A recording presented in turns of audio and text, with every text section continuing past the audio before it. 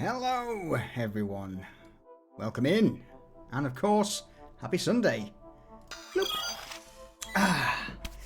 Thank you all for joining us for episode 3 of our Cyberpunk Edgerunners The Jacket playthrough.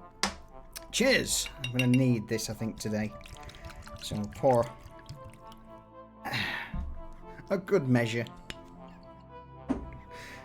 What was supposed to have been a short trip into a cyberpunk settings turned out to be one long campaign.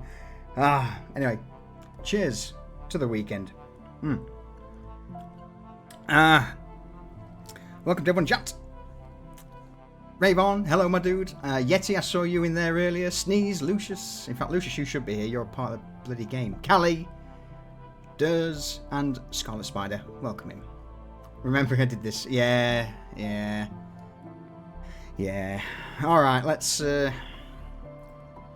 bring everyone in, shall we? Hey, Judgy. Boop. Oops. System sounds? I think not. What? I've got the Microsoft. OBS. Yeah. Fuck it. How are we all? Still alive. Yeah. That's good. Not It would too be bad if you poorly, weren't. Not too poorly. You know, also still alive. Marvelous. That's where we're setting the bar for today's session. So episode 3. Anybody remember what happened last episode? We went to see Jackie in. Oh, the bar. cheers, mate. I appreciate that. Thank you. No, Do carry on. Go fuck yourself. No. It's not happening. You hated me. Can't believe you've done this. All again is right with the world.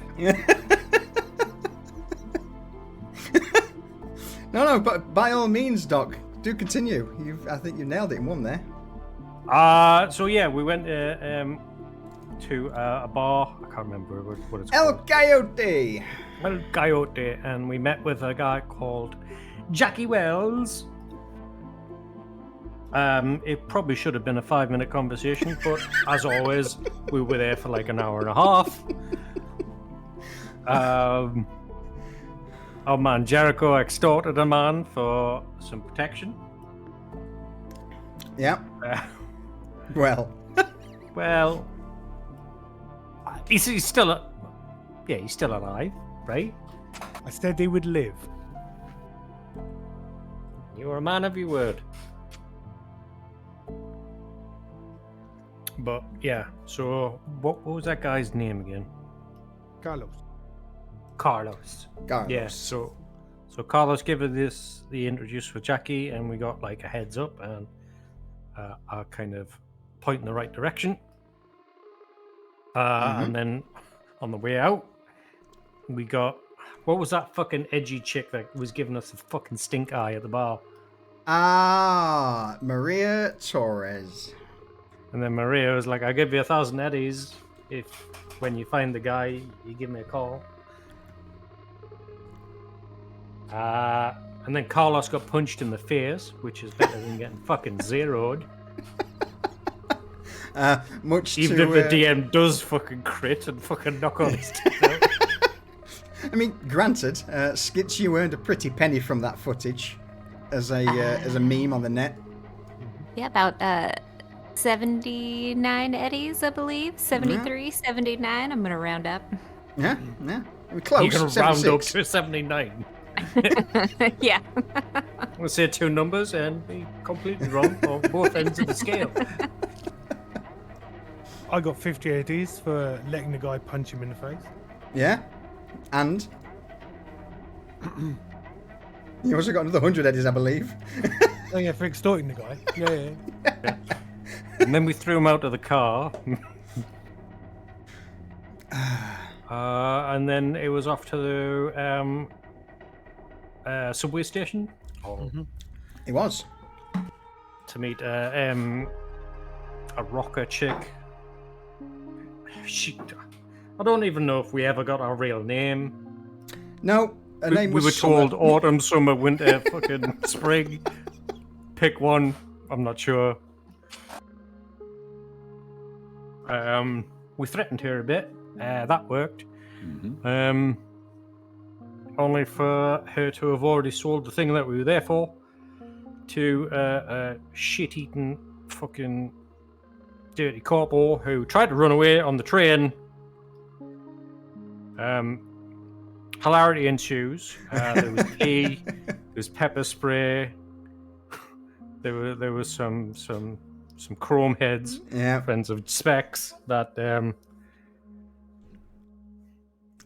picked a fight with a an animal. With a big, a big chromed out tune. I think the general consensus was, the beatings will continue until the NCPD showed up. Yeah, and that was our cue to get the fuck out. Not before I fish hooked the fuck out of the corporal and used Spec to clothesline him. Oh, the big guy. He had his grill arms turned off, so he couldn't defend himself. Arms flailing around like wet spaghetti noodles. As these three maelstroms just beat the shit out of him. Yeah, it was a cool little chase through a train with people getting in our way. Mm-hmm. That guy's Ripper Doc's gonna have a really bad time when he gets back to see him. That's eventually you managed to acquire a briefcase from the corporate executive, and upon making it back to street level, opened up the case to reveal that it was indeed a yellow jacket, but not the yellow jacket you were looking for. Granted, though, wrapped up in the jacket was a Lexington pistol, one of the items that Falco had offered to pay you for, and I believe upon giving him a quick tinkle on the old hollow, he paid you all 500 eddies. Indeed. He did. And then I immediately bought drugs. Yeah. Heading back to Skitz's apartment in one of the mega buildings, we ended the session with you all plonking down for the evening, a little bit of rest, relaxation, some shopping. I think that's everything. Have I missed anything there? Have you missed anything there? No, Yeah, I'm pretty good. Yeah, I think we're pretty good. Yeah, sounds good. Perfect. All right then. God, it's too warm. I'm gonna need more ice. Wait. I hear that. So, in that case then, we will pick up where we left off last week.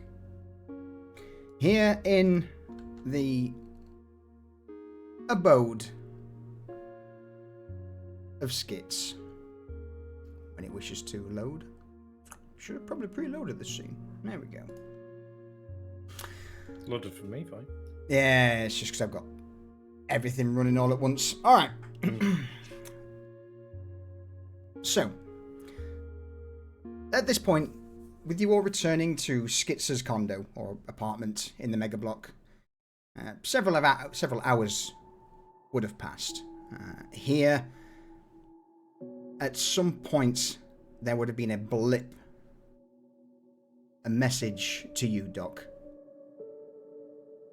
One stating, delivery complete. The goods that you'd requested had been dropped off at a locker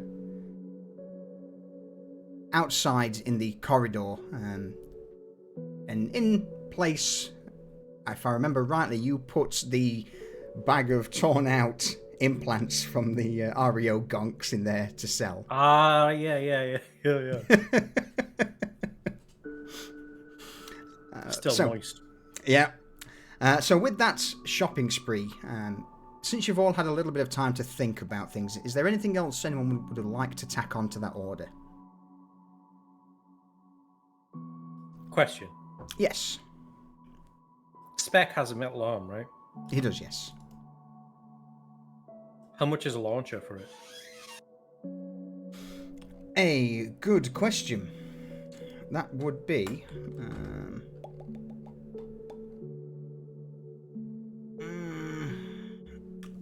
pretty expensive. I would say it's not exactly in here, but looking at it, probably about 500 to 750 eddies.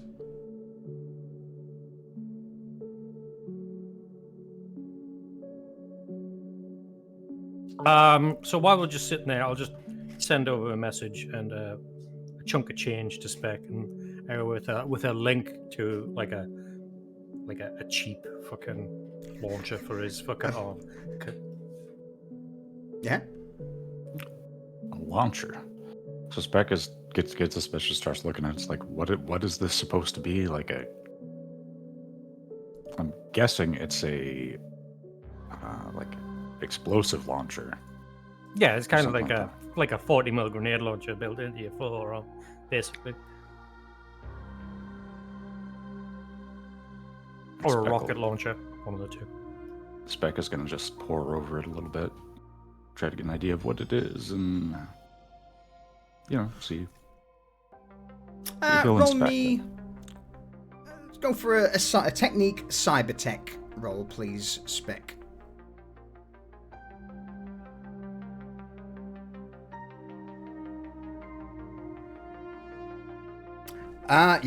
Basically, what do you wish to know about it? On the quick glance, at first look, it appears to be a single-use, reloadable system that'll probably fit either a small grenade or perhaps a couple of shotgun shells into a tube in your arm that, when deployed, you can obviously shoot at your intended target. All right, so Spec is going to start going down the rabbit hole of like looking at alternatives, like because very frequently competing companies and manufacturers will put out different models that are supposed to have more or less features. So he's going to just start basically e-shopping around this thing. Yeah, I mean, there's a multitude of things. You could have there's anything from pistols up to rifles. Also melee weapons. You can have blades or other various implements pop out of your arm, or again, the upper market version, which would be a grenade launcher. Yeah. Grenade launcher the idea is just basically looking for the best model possible. Obviously those things get expensive quick, but he's looking for basically the best bang for the buck, so to speak. And that he'll spend some time shopping around. All right. I've sent you over 300 eddies, by the way. Oh shit. Okay. Roll me a education library search as well, please, Spec, since you're taking a little bit of time to sift through the dross on the net. Yeah, he's pretty worn out, so he'll take his time and just chill about this. Library search. Holy shit. Alright. We'll come back to the results for that in a minute. So you're currently plastered onto Skitz's sofa, trawling through the net, comparing bargain buys and various other cyberware upgrades. What's the rest of you? He'll also look at like surplus military stock and stuff like that to see if there's anything that comes up. I've got the perfect That's one. all. Right. Skits, Doc, Jericho, what are you three? Go on, Skits. Would Skits have any money left over from the purchasing of her drone? She would like to she'd like to purchase some smoke grenades to add to dramatic effects. All right. To her, filming and maybe other things. How much are you wanting to spend? Are you wanting that to blow the whole 500 eddies? I feel like that would be her style. All in. All in. Roll me a d3.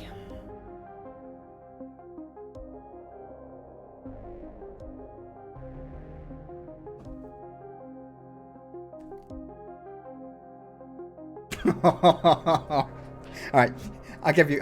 You get one, at least. In fact, I'll do it as 1 plus 1. So I'll give you 2.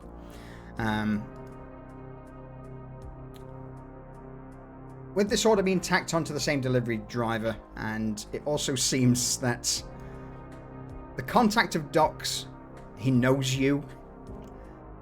So you are tossed a couple of smoke grenades for free, with a little note that just says, "Best of luck, Chum.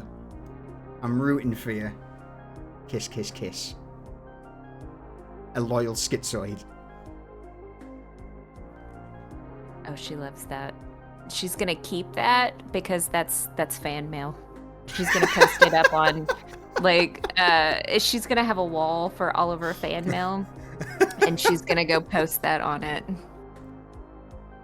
But yeah, for all intents and purposes, for the 500 eddies, you got your 2 smoke grenades and a second drone, similar to the. In fact, what does your current drone look like?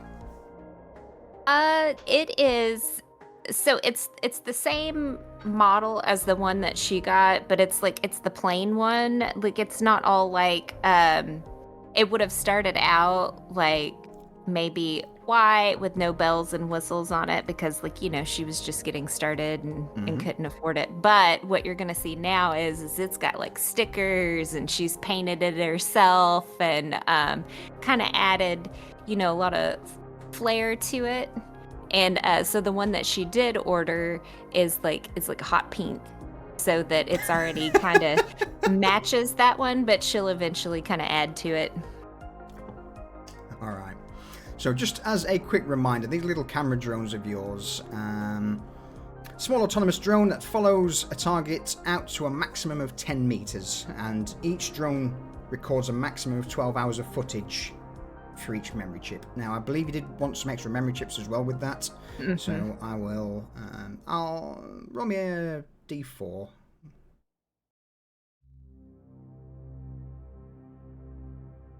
And I'll add 1 to the roll. So, fucking hell! All right, 5. All right, you got enough memory chips. They're pretty cheap to buy. They only usually about 10 eddies or so each, but yeah. So you've got 7 chips in total for recording any footage from your drones.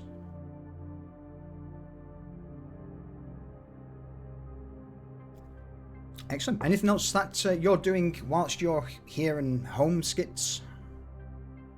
She's just she's gonna be laying on the couch, much like, you know, how Spec is, but not like, I guess, like, if his head is like towards the center part of the sectional, her head is going to be on the other side, but she's going to have like this I'm assuming it's kind of like this screen blown up in front of her, and she's just going to be reading through all of her comments. On your couch sheet, bottom left where it says roll, roll me a charismatic impact roll, please, Skits. Bottom left where it says roll. And then below that, charismatic impact. Yes, please. All right. All right. So the vast majority of the comments seem to be pretty positive. You've had a fair few donations, and the recent viral clip of this Valentino goon punching this weak man in the face back and forth over and over again, going into slow-mo, seems to have. It's spread around a fair bit around the some of the nets.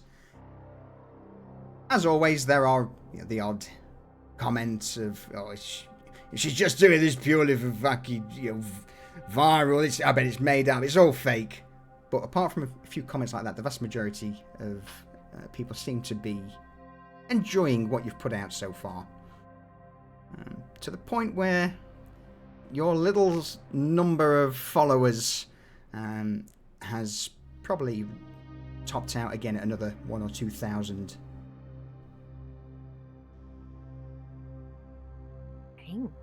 Well, she's gonna, as she's going through that and kind of realize that, she's gonna, all right, guys, I I think I found my bread and butter here. So if you guys would let me know the next time that you're gonna get physical with somebody and get really close and it's gonna cause some harm, you need to let me know because I need to get in there with my drone and capture it. What, you want like a unsafe word? Yeah. A word. You could yell out a word. Go on, don't let me down. That went straight over here. How about Oklahoma? Let's looking not do a depressing word. I was looking for bird, but never mind. I'm not doing Dave's word.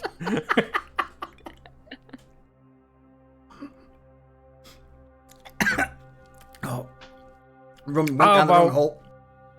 How about neon? If I'm about to light somebody up, I'll just go, let's go fucking neon. Yeah? Neon. Okay. Yell it for me real quick. No. I'm mixing drugs here. It's very delicate. Don't bother me. Oh. Jericho, yell neon from over there and let's see if I can hear it.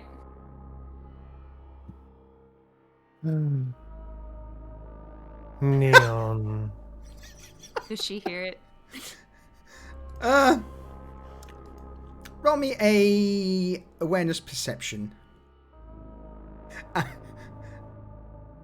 And followed by an awareness lip reading.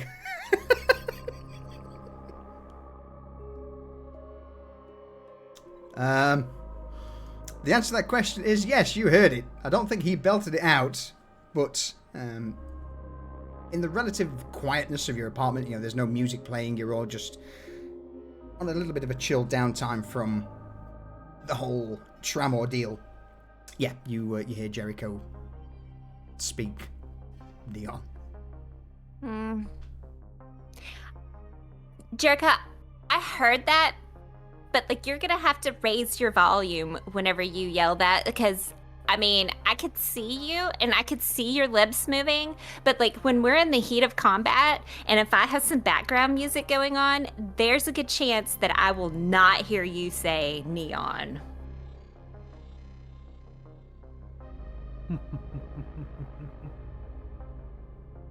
I can hear you laughing.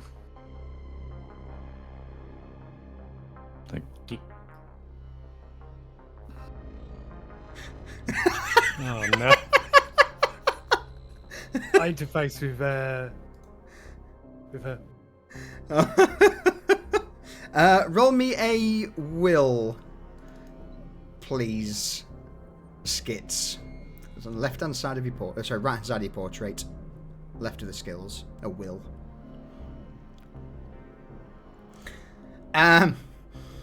For a brief moment, you begin to see red warning flickers start appearing in your vision's periphery as for a brief moment your vision flickers, glitches out, and you are well aware that Jericho's just breached into into your cybernetics.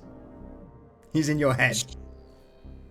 She's gonna go from her seated position and she's not gonna say anything and she's gonna go lay back down and just be quiet. And in great big neon pink letters across her eyes, I spell out neon.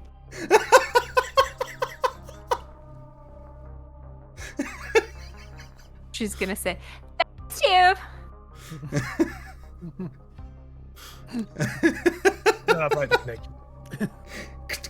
That immediately all of the red warning signs disperse as this pop-up. The best way to describe it is basically a advert, a pop-up just stuck in your vision now with the words neon until you will to close it off. Skits.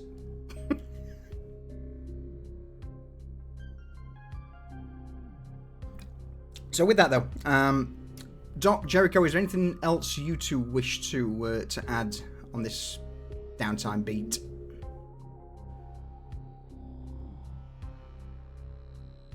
I think I'm fine. Okay. Yeah, I'm just gonna like as soon as I got my drugs, I'm mixing. I'm fully focused. I need to get the dosage right. Excellent. All right, with that then, Spec, you've had a little bit of time to look through, and for 500 eddies, it seems to be the going rate for a pop-up grenade launcher. As for getting it fitted, unless you know of a Ripper Doc or a Medtech, it may be a little bit more on top of that.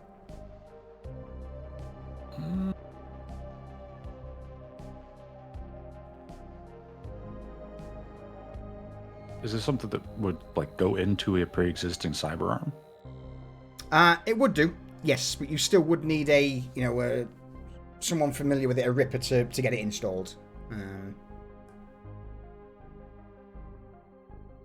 Okay. I would have. Well, What I'm trying to say is, you and perhaps another individual who's medically inclined would be able to. Yeah. It's my estimation that between me and Doc, we could get it done. Yeah. So, like, okay, Doc wired him eddies, and this is a fun thing. So he's gonna look at putting an order together for that, and he's trying to see what he can get for. Obviously, you need things to come out of it. So he's looking to see if there's like airburst functionality and what kind of canisters he can get a hold of that won't get him flagged by like MaxTac. So for the standard pop-up grenade launcher, there would be things such as armor piercing, EMP, flashbang, incendiary, smoke, tear gas. Most of the grenades are sort of standardized to fit pretty much any launcher, as well as be thrown. How much do they go for, like a pop? I imagine it might vary a little bit. Yeah, there's a little bit of variation. I mean, you're probably looking at about 100 eddies per grenade. Unless it's smoke, and then they're 50. And tear gas are also 50. Okay. Spec's gonna try to order the following 3. Okay. Incendiary white phosphorus. Yep. Walk around in the can. Nice. And basically just a breaching charge, like a high explosive breaching charge. Sadly, the EMP, as you begin to scroll through the store, the cheapest you can find is roughly about 500 eddies for a single EMP grenade. Well, that's a no then.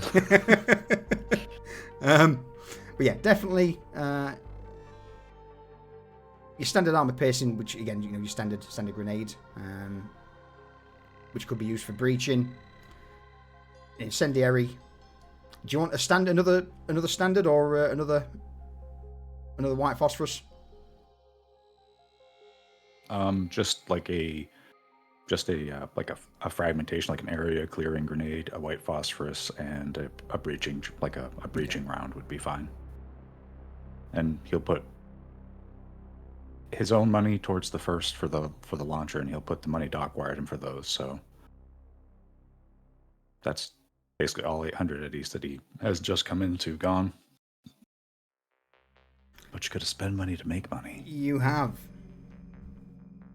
All right, so that's your Gurnods, and last but not least, you want a pop-up grenade launcher. There we go. At this point, I would say you've all would have a day or so of downtime. Here, it would be a case of either making yourself busy, waiting for the delivery of new cyber parts, eating, getting grub. The tracker that you picked up from the REO Meatwagon individuals hasn't blipped once yet. It is still sending the odd pulse out, but there's been no pings, nothing so far that would indicate a direction. So that's why for this, the next day, I'm going to give you all some respite. If you need to replenish your luck, now's a good time. Cool. If anyone is injured, you may have to speak to Doc about getting patched up, which I don't think you are. No, I think we're good. Yeah, those gonks couldn't shoot worth a shit. So what I would probably add then is at some point early-ish morning spec, a delivery drone would arrive. And this drone appears to be like a dark orangey red in colour. A big logo emblazoned on the front. DDC. With a small top hat underneath. As the drone opens the small little clasp at the bottom, this crate drops in front of you to reveal the purchased items.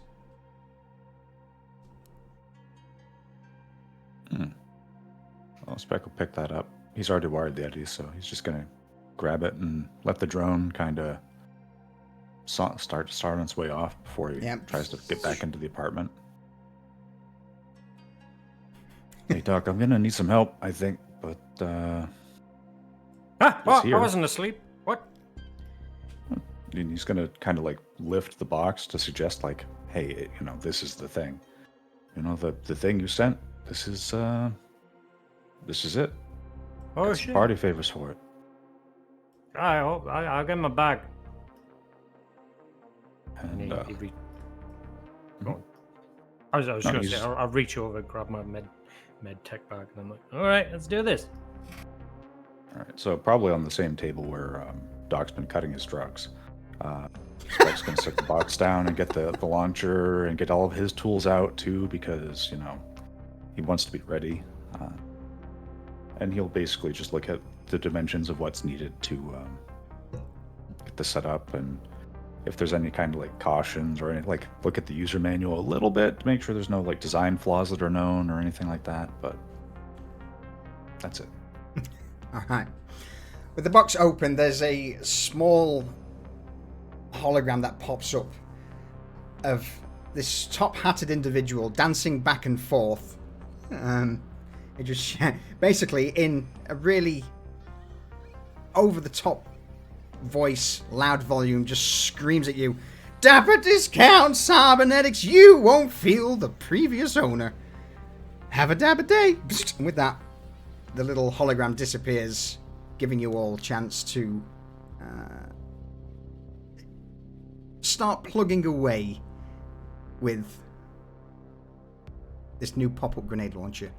As for how you're going to do it, I think I'm going to leave that to you two. So I'll leave him to do all the mechanical changeover while I'm doing like neural grafts, because like it'll need like grafts to existing fucking nerve bundles and stuff like that. Mm-hmm. As far as the hardware side, like his cyber arm is admittedly kind of basic, but that means that there's a lot of unclaimed space inside the forearm, and so he's going to basically look at mounting this in there so it can pop up from just basically in the middle for, you know, good targeting alignment, and also going to just try to make sure that there's proper clearance and everything so it can spring up and out, fire its payload. It's probably going to have to be manually reloaded after every use. So. Yes, correct. Which, honestly, considering it's a cyber arm, that's entirely understandable.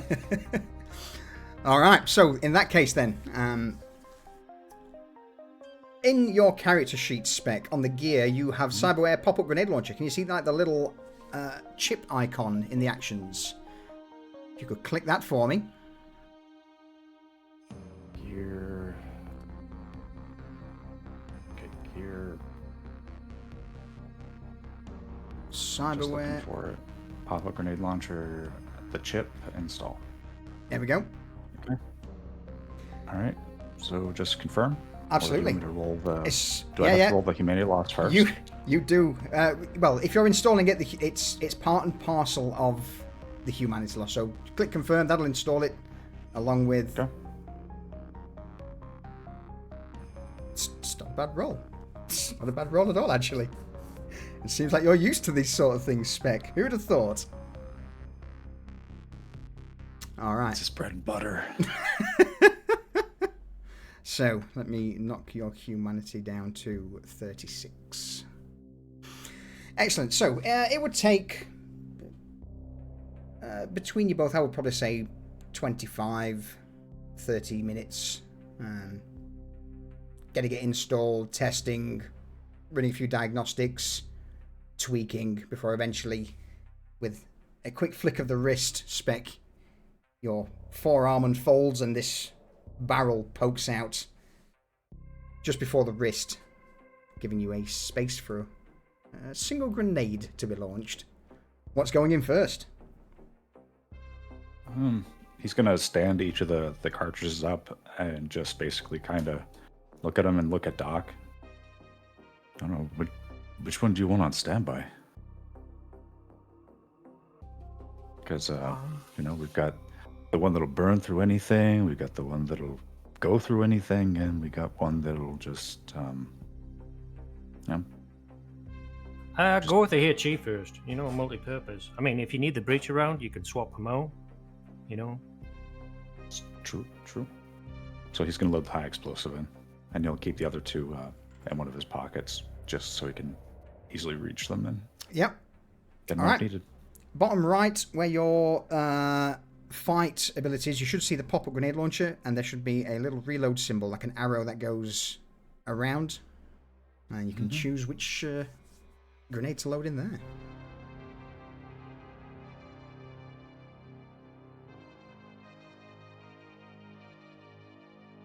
Whilst you're doing that,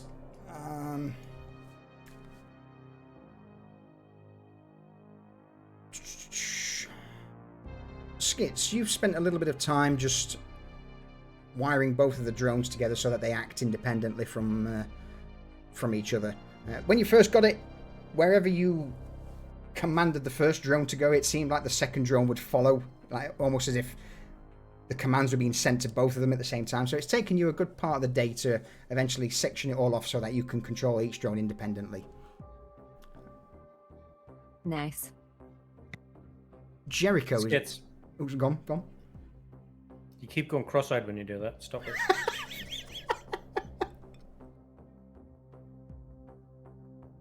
What are you talking about? When you move the drones either direction, you go cross-eyed.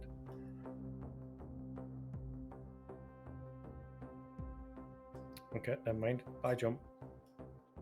Oh, she gone? Oh, did I cut out? Yeah. You did, yeah. Oh, no.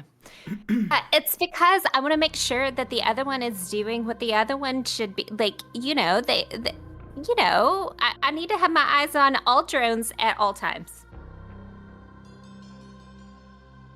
You're gonna need more eyes. And I'll look at Spec. But do you? Do you though? Why don't you just set them to look for movement or something? Like have them scan and, have them... That way they look for things on their own, so you don't have to think about it when you want them to move around. But will they still move whenever I need them to? Because maybe there's some movement and commotion going on in the background that I don't need them to go to, and I need them to be kind of focused on the action. Well, they're basically surveillance drones, right? That's his thought. Let me see. He's gonna take a look at the drone that's floating there and see if it's actually supposed. If this is what it's. If it's similar enough to like a sentry drone. Roll me a electronics security tech, please, Spec.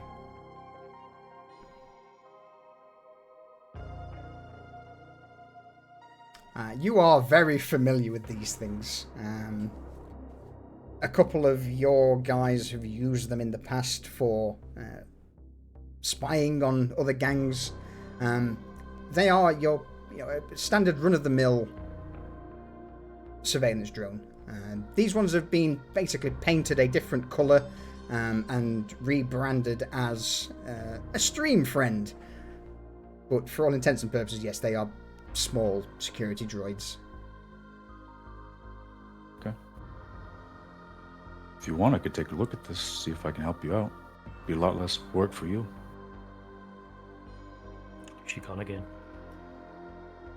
Okay, well then Spec is going to start basically setting her drones up to do what they're supposed to do rather than have to constantly be babysit. So the idea is he's trying to get it so when they're deployed and not be following an explicit direction, they will scan for movement and action and things that are like would draw something like attention, like you'd want to know what's going on in the area. Easily done. And then like she can move them around where she wants to. If she's focusing on them, it will follow her focus. If not, it's going to just basically do what a security drone is supposed to do. Yeah. Did you manage to catch most of that, Skits? Yes. She's good. Thank you, Specs. Thank you.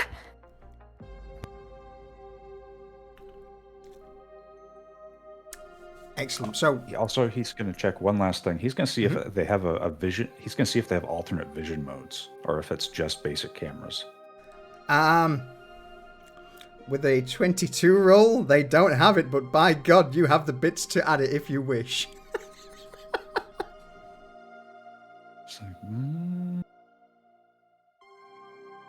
Oh, is he gonna like enhance just the overall, like, you know, capturing and the frames and all of not that? so much image quality, because that would be like someone that specifically deals with like cameras and stuff, but he's going to see if he can't enable things like a limited thermal functionality, UV, stuff like that. Basically other spectrums. But but like the thing is, like camera lenses especially are extremely expensive. So he's not gonna be able to actually make them better, but maybe make them more diverse. Oh, Alright. so could she at some point, like if she wanted to get Bye. Got it again. What the fuck's going on? I have no idea. Probably infrastructure stuff, honestly. Yeah. Welcome back. I don't know what's going on. I'm sorry. So good. Don't worry about it. What were you saying? I was saying, so she would have the ability to choose between thermal and all of that, so that she infrared, can make it creative. low light vision, things like that. Not a problem at all. Absolutely. Yep, just the standard gamut of things that would be in like most visual aids and stuff like that. Be able to see through things like thin cover. So if anyone was behind it, a thin wall, similar to Lucius's Doc's Satara shotgun, you could see a brief outline through walls, things like that. That's not a problem. All right. With that then, Jericho, what's your day consisted of? Basically, I'm just leant back against the wall, my infravisor down over my face, trying to pinpoint the blips that come through on the scanner doofer, where it shows where the jacket is. All right. I'm going to say with that, since you've been sat studying it, there was indeed a blip. Now, you didn't tell everyone right away because you're smart. You know what you're doing. You managed to triangulate the position as much as possible to a building very similar to the one that you're in currently in Skitz's place, a building called H4 in the Arroyo district.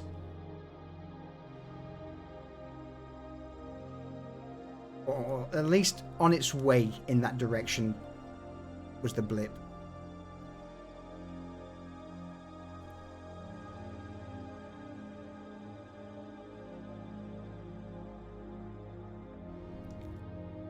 Are you all finished with your new purchases? Oh yeah, everything's good. Yeah, we're good. What's up, Jericho? We've had a blip. All right then.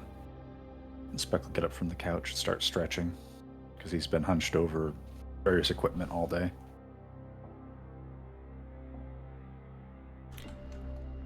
Arroyo What? District. One other thing, Jericho. Mm-hmm. Whilst you're talking, I'm going to send you a quick DM. Cool.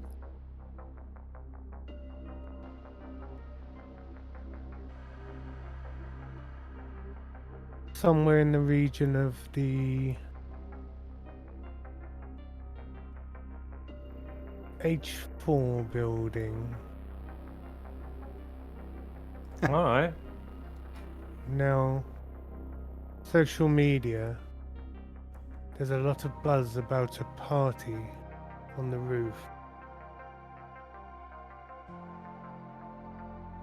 That might be where we ought to at least look.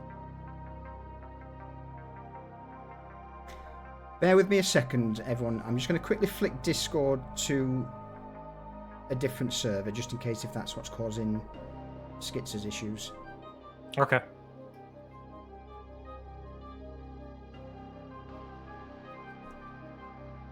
Alright. Fingers Let's crossed that see. fixes it. Let's see if that works. It was set to Rotterdam for some reason. So we're now on US East. Alright. My apologies, do continue. So, this party, you thinking that's where he's going? I can't say for sure, but lots of people are on their way. It's been shared on many, many pages. A good place to do a fucking trade or a sale. Hide in the crowd. I'm game if everybody else is. Spec? Yeah, just thinking H4 sounds like it might be a mega building or something, so lots of places to check if it's not up there. Yeah, I'm ready. Just Skits, you ready? Yeah, that's what I thought. So Skits just seems to be in a bit of a daze, almost like she's restarting her cyber brain. Very Ghost in the Shell. But yeah, she'll be but a moment. When I changed that, she'd already disconnected. It's just Discord's only just caught up. Oh, okay. I should restart. Restart, my yeah. Okay. She's in the car. Fuck it. Yeah. She seems to be taking very little notice of you all, playing with her drones as they follow along, to the point where it's almost like her body's gone completely limp, as she's just viewing you from the drones. So as you either throw Skits over your shoulder or just drag her out, arm under arm, you eventually make your way down the elevator into the basement where the menace is stored in the far corner around a concrete block. You get the impression Spec certainly parked this to be out of sight of pretty much anyone and everyone. What the fuck is the menace? I parked it somewhere safe, People, Wait. it's easily identifiable. People can recognize it, so it's way over here. Just wait here. I'll bring it around. I'll pick you up like a chauffeur. Okay, because she's not light, and I'm too old for this shit. I'll bring the car here. Okay. And so Spec is gonna go get the vehicle and then drive it back so everybody else can just hop in. Excellent. As the menace pulls round, you all begin to load up. You throw Skits into the back. This time it sounds like Jericho's riding shotgun with Duck in the back. As always. Yeah. And what we will do quick, since we're waiting for Skits to reconnect, I think that's probably a good point for us to call a quick BRB as you are on your way to the mega building. So with that, hey, we're just gonna have a quick pee break and give you a second. I've changed, I've changed the Discord server as well. So hopefully things are a little better now for everyone. But yeah, with that, we will we'll put on the usual travelling song, and folks, we will be right back.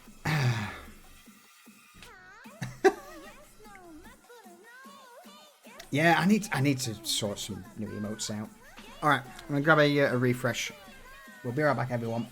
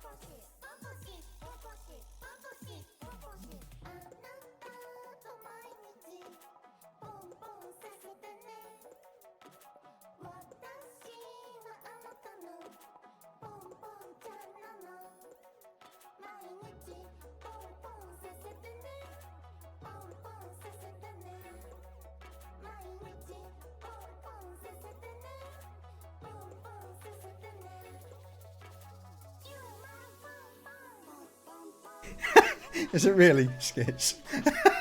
Yeah. Usually, I have it muted, so. Welcome to hell.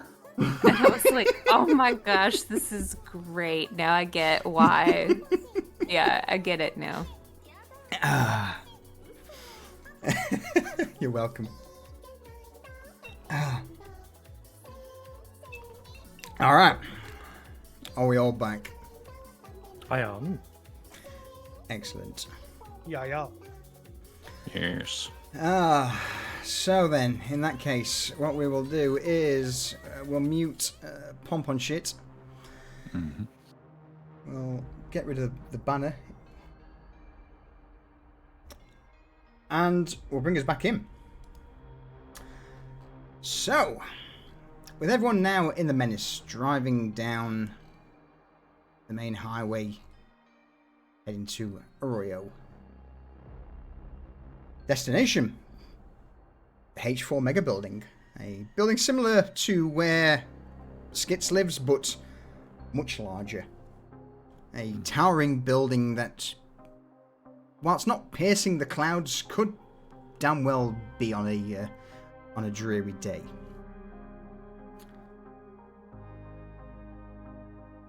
Jericho.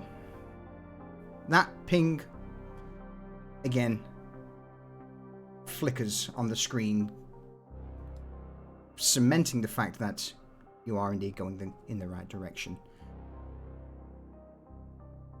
After 45 minutes to an hour worth of travel, traffic in Night City, as per the norm, is pretty rough. You eventually reach the outskirts of the building.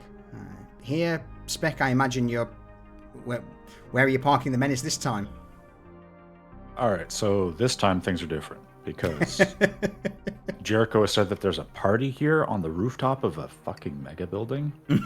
So now instead of like hiding, he's thinking that hiding in plain sight is an option because there's so many people, and also he wants to put the Menace in a place where if we had to leave and get the GTFO, it would be quick rather than like super secret, stealthy. You know, where we might need to bail out of here quickly, either after someone or with someone after us. So he's going to try to park it with respect to that. Okay, so you're probably looking for like an outdoor parking lot rather than the garage underneath the mega building? Or maybe street parking, that sort of thing? What are we thinking? He's probably going to park.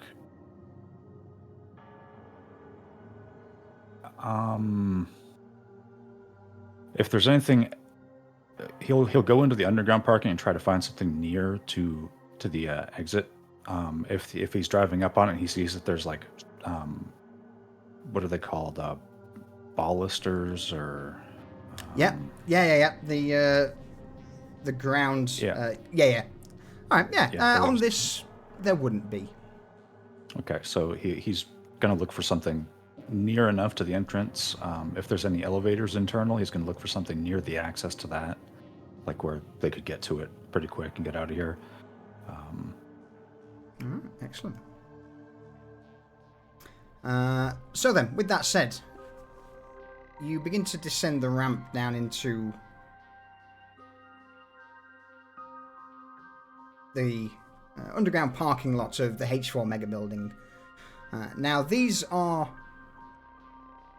rather than this being a large lot, it's almost like there's a long roadway beneath the building that just leads into several self-contained garages. And it's... most of them seem to have the barriers down, indicating they're full, but eventually you do manage to find one of these smaller, the smaller parking lots to drop down the ramp and park the Menace. At this, there would seem to be a fair few cars here, but like most mega buildings, it's expected that the vast majority of the inhabitants are probably paying a pretty penny for the ability to park here. And as soon as you step out of the Menace, you would indeed see at the far end there is a good old parking ticket machine. Oh, well, it's been a while since I've seen one of these, but he's going to go see what the parking fee's looking like. It's pretty expensive. You're looking at about 20 eddies per hour. Well,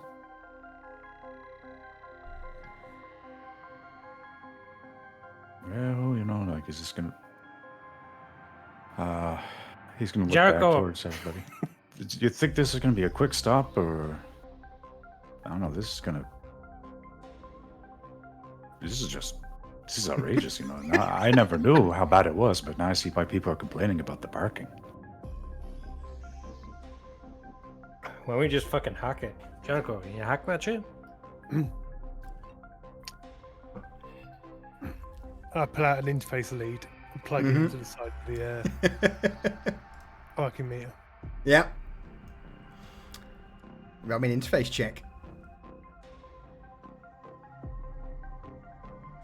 6. Yeah, that'll work. That's close. It takes a while. In fact, are you going to take a while to make sure you do this? Oh, yeah. Yeah. All right, I'll give you the +1 for taking a while to bring it to a 7. So I would say that whilst at first you think this is going to be a nice, easy, blasé, plug-in, jack hack, it turns out that's maybe not.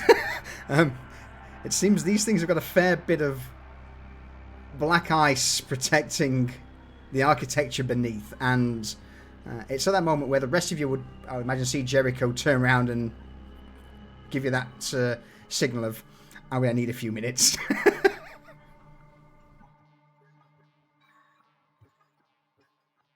So much for being in a hurry. Okay. Anything in particular you wish to do whilst you're currently in the process of breaking this, Jericho, or is it just going to be a case of grabbing a ticket? I'm just going to print us an 8-hour ticket. Excellent. All right. So I would say it takes at least 5 minutes. but eventually you would all see just the ticket machine just start to spring up. The screen goes red for a brief moment. A big disconnect symbol starts to flash as the machine starts to whir for a brief moment, and a plastic shard is ejected out, a parking ticket. And it's at that moment where, Jericho, as you jack out from the meter, the screen glitches before returning to the welcoming, please pay here sign. More ice than Militech, these bloody parking meters.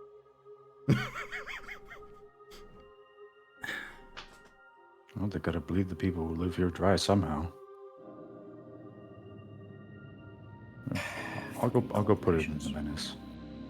So Spec's gonna grab the shard and, you know, put it on display, like, yeah, we're paid up.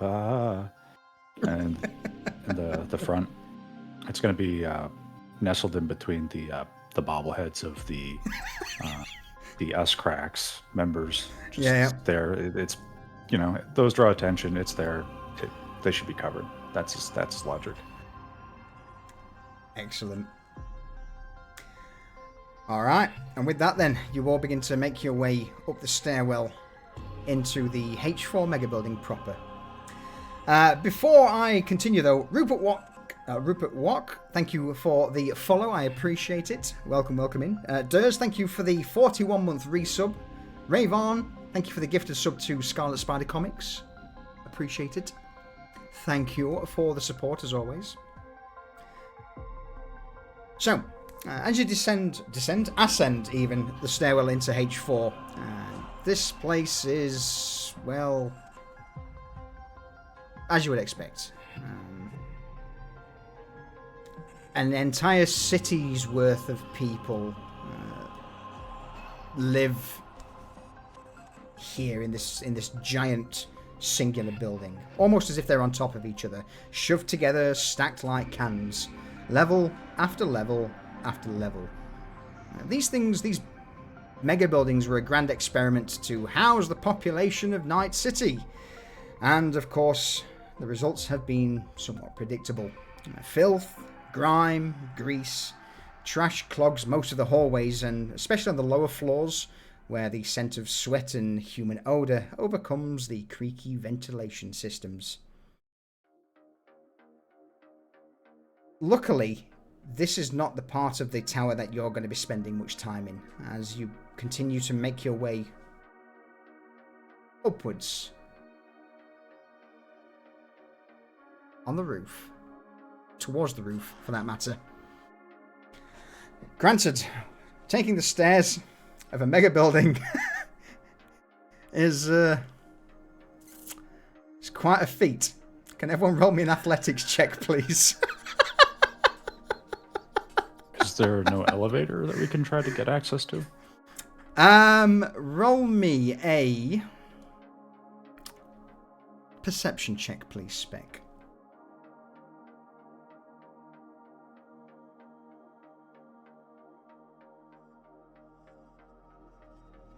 So, the thing that you would immediately notice is that all of the elevators are out of order. As you're making your way up the stairwell, you get to around about the 20th floor, and at this point, Spec, you're like, there must be a better way. And you do come across a hatch that leads to the maintenance elevators, but like all things, they too are out of action. But what you would be able to see by glancing up into the dark, not so much completely dark, but neon lit maintenance elevator shaft, one of the elevators at the very top is stuck. But by top, I mean top floor, top rooftop.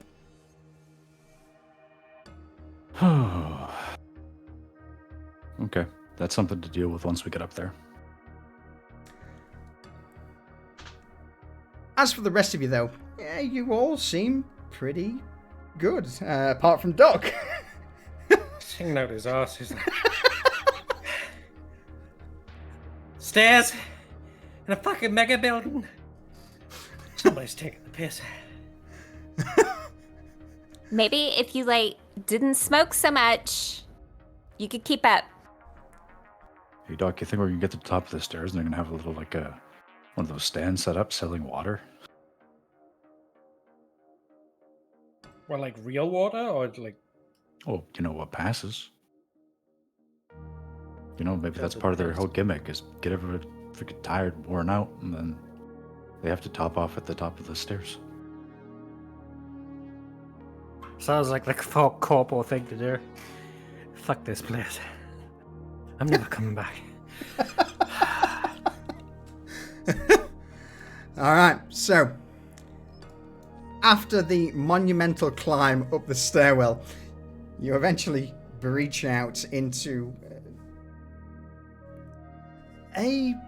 what can be best described as that of a party atmosphere.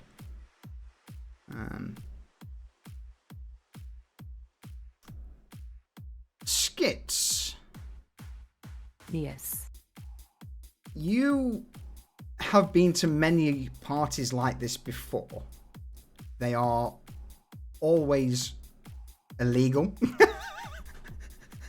The rooftop parties like this are pretty much illegal as all hell. Very rarely advertised apart from word of mouth, and the fact that Jericho came across this means that some people are more loose-lipped than they probably should be.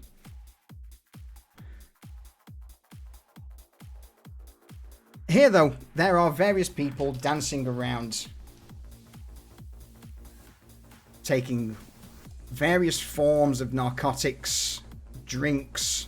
Off to your left, there seems to be an individual with a guitar playing a few riffs. To your right, someone gathered around a table selling various other drugs.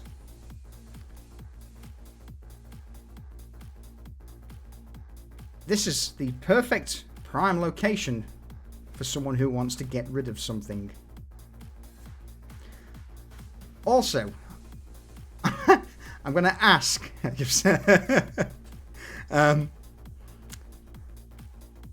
everyone bar from Doc to roll me a perception check, please.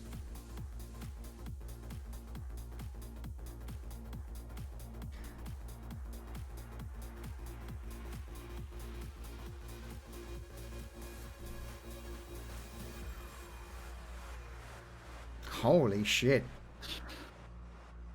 That's pretty solid. Everyone here would immediately notice that a good portion of the individuals here are sweating profusely, coughing, sniffling.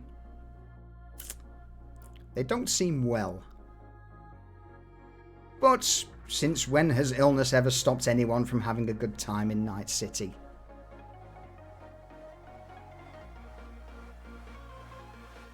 Oh no.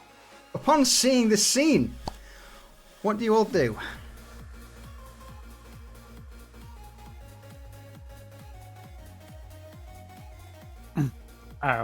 So I noticed that the vast majority are sick, right?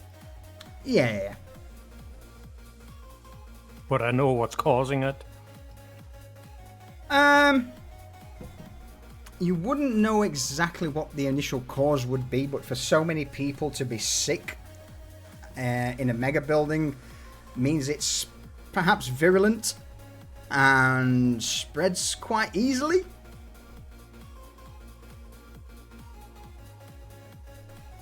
To the point where maybe it's not, the people here who are throwing themselves around, they may not be on death's door, but again, the cost of medical treatment in Night City is not exactly cheap. Make of that what you will. Okay, he's gonna reach into his fucking medic bag and whip up. He's literally just gonna jab everybody in the boat with an antivirus, No. Nothing sick on my watch. No coughs or sniffles. after Spec gets jabbed in the ass with this needle, he's just kind of like bracing himself, like expect he's gonna get hit with some kind of like, wave of euphoria or whatever. He's thinking he's about to trip his balls off. He's just, you could have warned me first.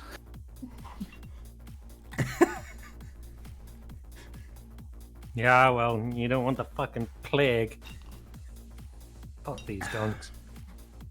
Was that like some kind of street drug? No, Spec. Oh, my beautiful chrome-headed idiot. They're sick. You just had surgery on your arm. You want that shit to get infected? Oh, all right. No, all right, it's good thinking. If these are like, that's the case, we should get the heck out of here as fast as possible. Don't fucking touch anybody. Do you think maybe they got it from like a Joy toy? All of them? I mean, I've been to several of these parties, and I can tell you how a lot of them end. I mean, when you put it like that, possibly, yeah, they all got fucking VD together, I guess, in an orgy. Fuck. Yeah.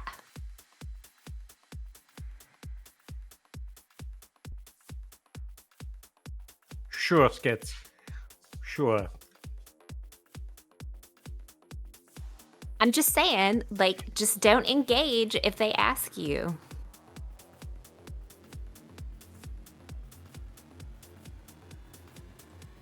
Okay. We focus on what we're here for.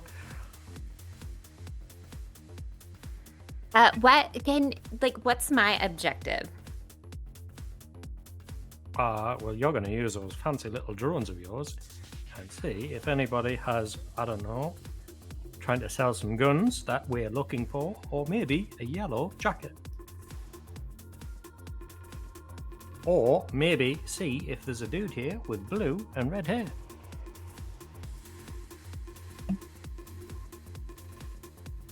All right. And so she's gonna, pull her drones up. Mm-hmm. And she almost gave it a thought. No. She let that thought pass. She'll use it later. And then she's going to she's gonna cast the drones up and then start meandering through the crowd.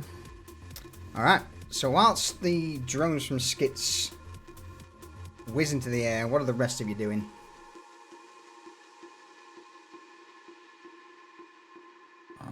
Becca's just keeping an eye out for the things that we know we're looking for. Also, a big point of interest would be if there's anyone matching that typical Valentino description with the red and blue hair.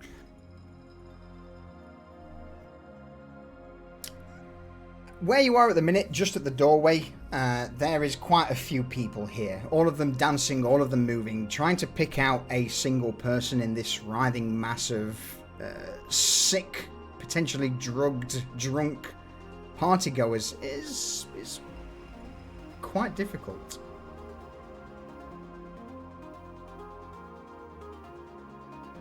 I am going to... Go on. I was going to say, is this table up here where they're selling shit? Yes, so basically the way things are currently looking from your point of view, to the right there is indeed a table with various drugs, alcohol, almost like a makeshift bar that's propped up along with a few other items on display. The rocker to your left, who's got a couple of speakers set out near him, and whilst he isn't playing all of the music, he's kind of playing along to various songs, and the other crowd members just seem to be huddled around having various discussions, drinking, partying. Okay, I'll go over towards the table. Alright.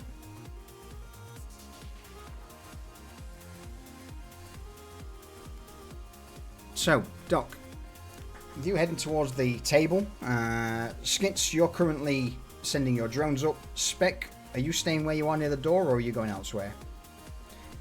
He's going to get clear of the door. Okay. I would say then, you would notice that to the very, very far right seems to be a set of elevator doors that have got a big red sign saying "Do not use" plastered over. This is the elevator shaft that you saw earlier on the way up. Okay. Given the situation, he's thinking that maybe there are people watching that, but he's going to just try to get kind of like in this range over here by walking around, just to try to get an idea if there's something like jamming it, if like they're holding the door open and that might be what's keeping it in place or something. Okay. So that's what you're doing. Last but not least, before I come back to you, Jericho, what's your position in all of this madness? I'm just casually leaning against this wall, scanning between all of the party members, and making sure if we do need to escape the way we came, we've got a quick escape route. Perfect. Alright, cool, blimey. In that case then, where do we go first? That's the question. Where do we go first?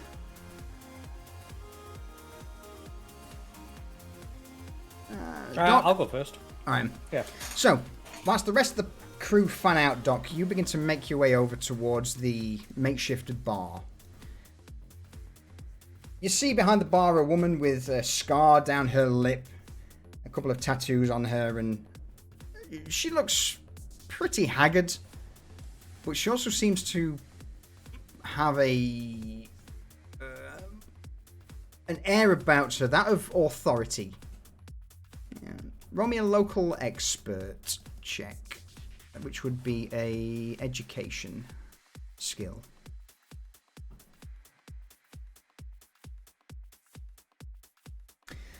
Most tower blocks typically have their own gangs that, like street gangers that operate within them and that keep the peace. And you get the impression that this woman is perhaps one of the mamas of these street gangers, perhaps maybe even an organizer of this event, or if not that level, she's certainly someone of importance.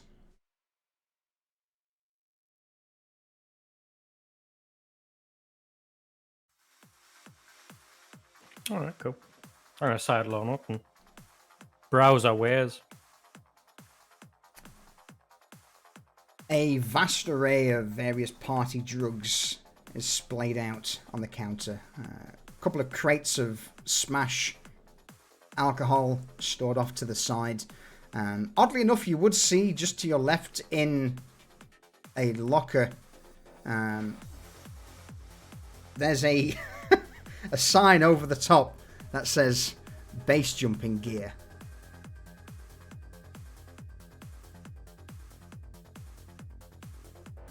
You'll look at that and be like, people are crazy. You interested in throwing yourself off the building, sweetheart? I mean, after coming up all those fucking stairs, I am.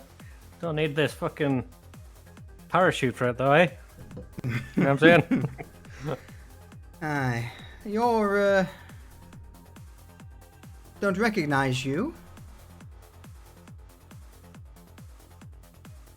No, Here to enjoy the show? no. Yeah. Yeah, I'm actually looking for someone.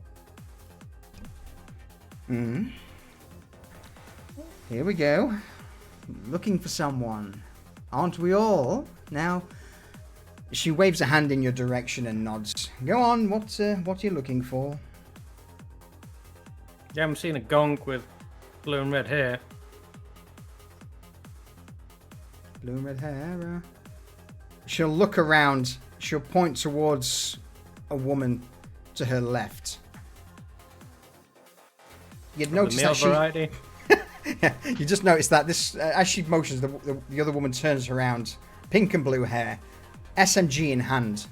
She's certainly one of the guards. Male. I don't know.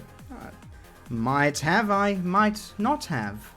And the hand motions to the goods on the table. A sly, capitalistic smirk on her features as she does so. Doc's like, no. I don't play with your stuff. And he grabs her by the hand and palms off some of the stash that he was making. Oh shit. Some, so is this going to be part of your Dwarven Halo or is this Synth Coke? I don't think we established that. I think this will be synth coke. Oh, okay. In that case, then. I made some coke because, sometimes Skits likes to get wild. Let me throw some synth coke into your inventory for that then. There you go. Synth coke, just to make you aware of what it does. One dose lasts for 4 hours and it increases your reflex by 1 point for the 4 hours. But you kind of do get a bit of a paranoid effect to it. Secondary effect, obviously, is on the come down. You're at -2 to your reflex. And there is a chance of addiction. At least for other people, not you, Doc, because you're already addicted.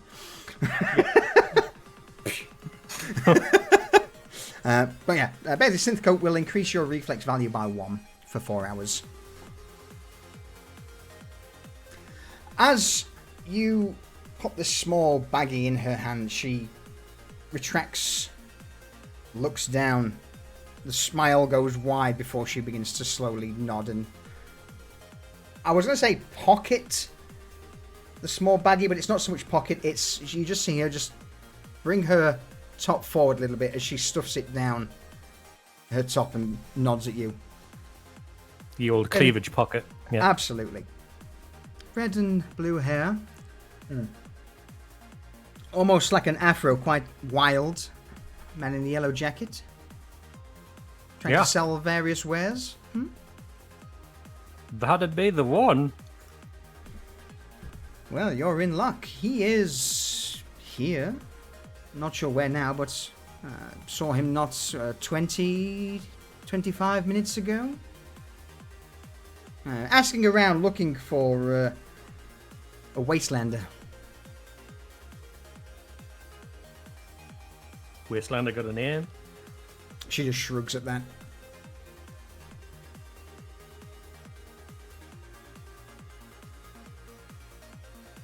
Whilst this conversation's going on,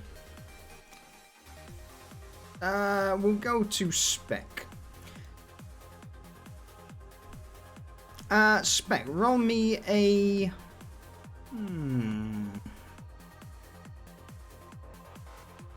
I mean, from that distance, I think it's going to be a perception check, which, again, you're pretty fucking good at.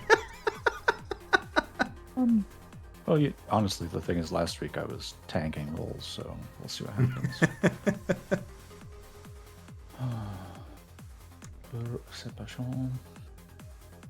In fact, that 32 would also kind of work. 17 is still more than enough. So, from where you are, I'm glancing over what appears to be easily a 10-story drop.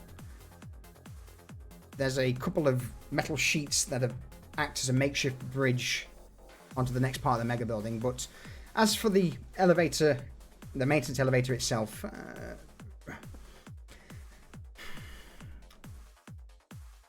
you get the impression that the problem with these things would probably just be wear and tear. And the fact that the owners, the corporations that own these mega buildings very rarely send in maintenance teams. So it could be something as simple as a seized brake. Or it could be something a little more severe, such as a broken cable. But a seized brake is more likely, considering that if it was a broken cable, well, said elevator would probably not be there. It would be down there.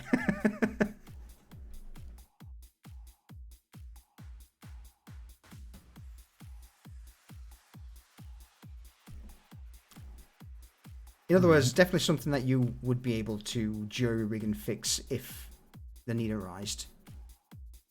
Okay. Yeah, so he's gonna he's looking at that because he's already in this area. He's just gonna keep an eye on these little crowds and this table where there are people gathered around, where Doc's at, and just try to keep an eye out.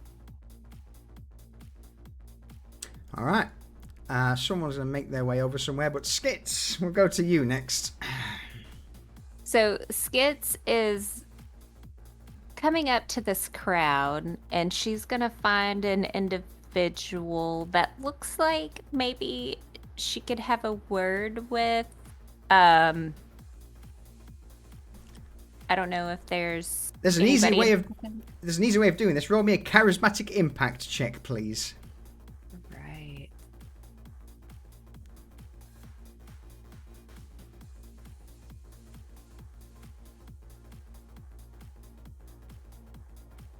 Oh, where is that under? That's in the roll button at the bottom left. Charismatic impact. Oh, I've already forgotten where it was. It's all good. Don't you worry about it.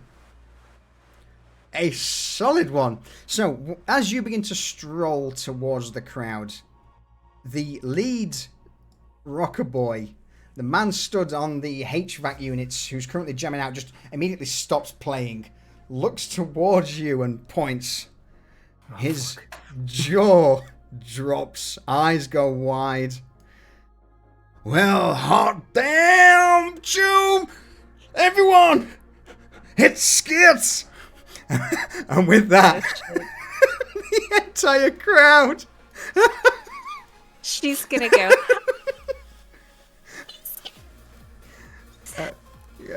Most of them won't have a clue who you are. As the music stops, they stop dancing and with a pissed off expression, just look.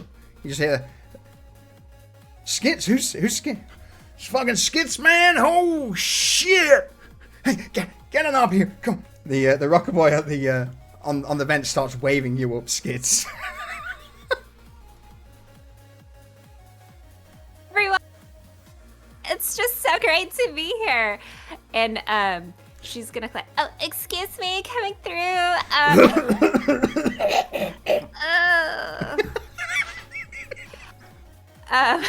And she's gonna give the rocker boys.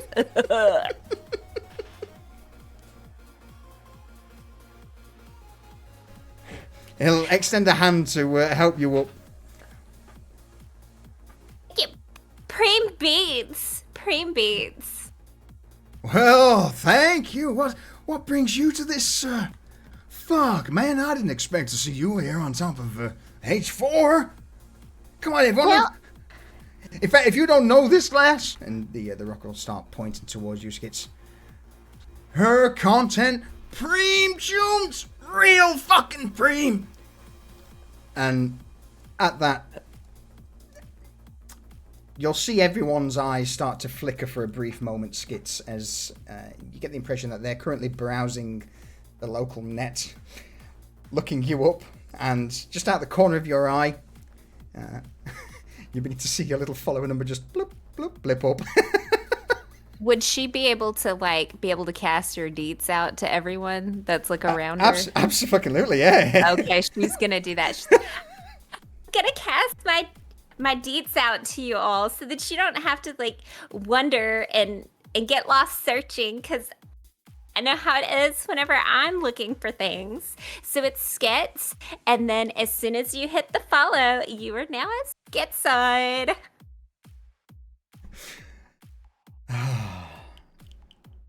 At that, the rocker just leans in towards you. Hey, you got one of those patches?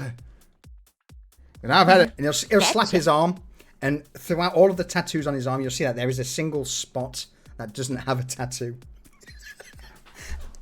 She's going to take it out and she's going to slap it onto him and then she's going to spit on it.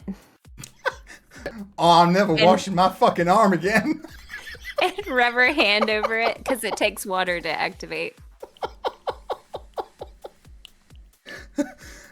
He's in absolute bliss at this moment in time.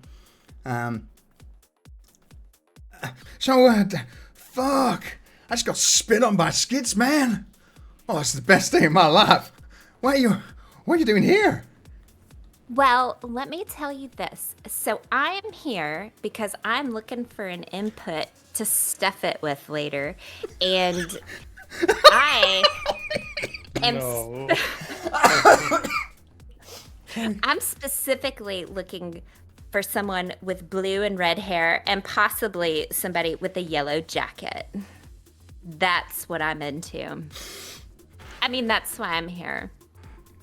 Have you seen any potential inputs like that around here?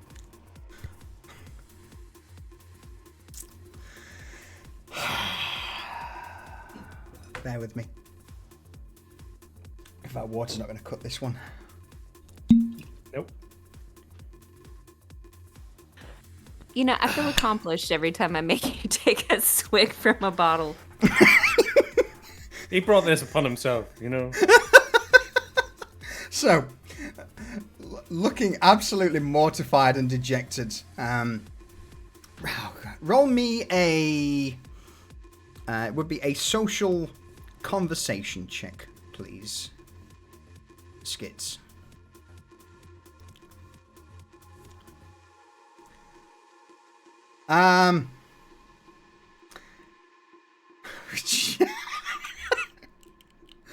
Oh God. All right.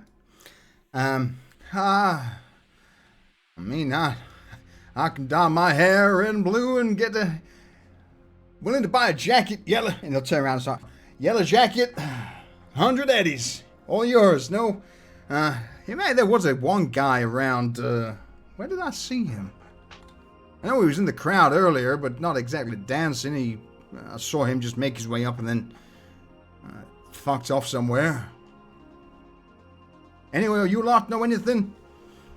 You'll see the crowd skits just shrug their shoulders. The vast majority of them either sick, drugged, or drunk, past the point of really caring. Some of them would be getting a little antsy with the fact that there's no music playing. But from your elevated position, looking out across the roof... Excuse me. God, that fucking room went down the wrong hole. Looking over the rooftop, you wouldn't see anyone who matches that description. Oh, well, he doesn't appear to be anywhere where I can see. Did you see where he might have scurried off to? Playing hard to get?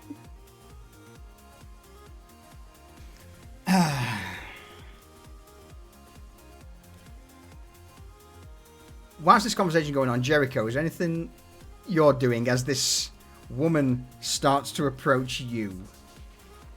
I'll come back to you in a minute, Skits.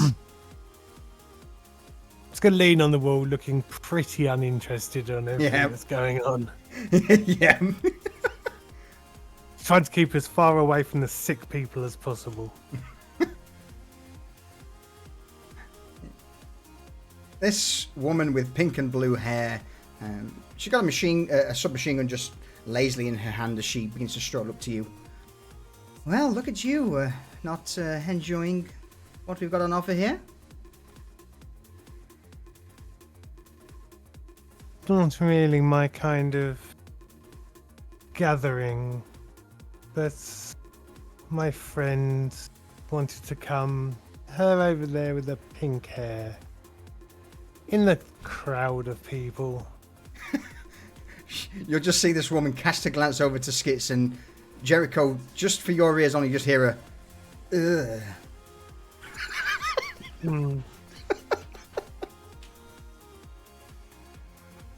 Oh, she's one of those, is she? Well, if you want a drink or anything, you know, a little special, just to take the edge off of this, then go and speak to Mama over there. She'll sort you right out.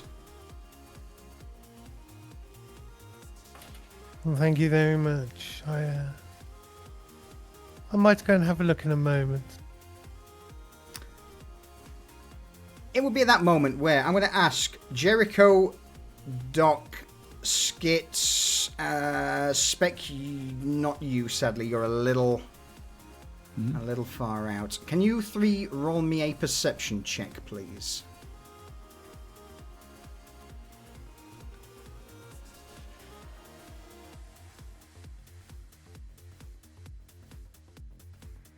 Fuck is perception? Awareness. Yeah. On the awareness perception. Holy shit! So, you would all see from your positions over the shoulder of the Rocker Boy Skits towards the top, the stairwell, like a fire escape. You would see two individuals starting to appear. Jericho, from your position, you've got a pretty unimpeded view of this slightly elevated platform where these two individuals are coming from. And Doc, you two would also see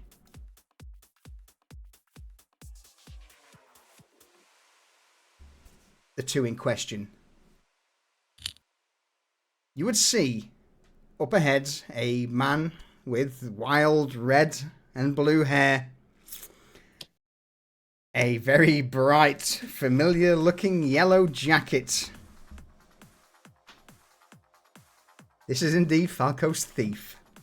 And the woman alongside him seems to be a woman wearing typical road leathers.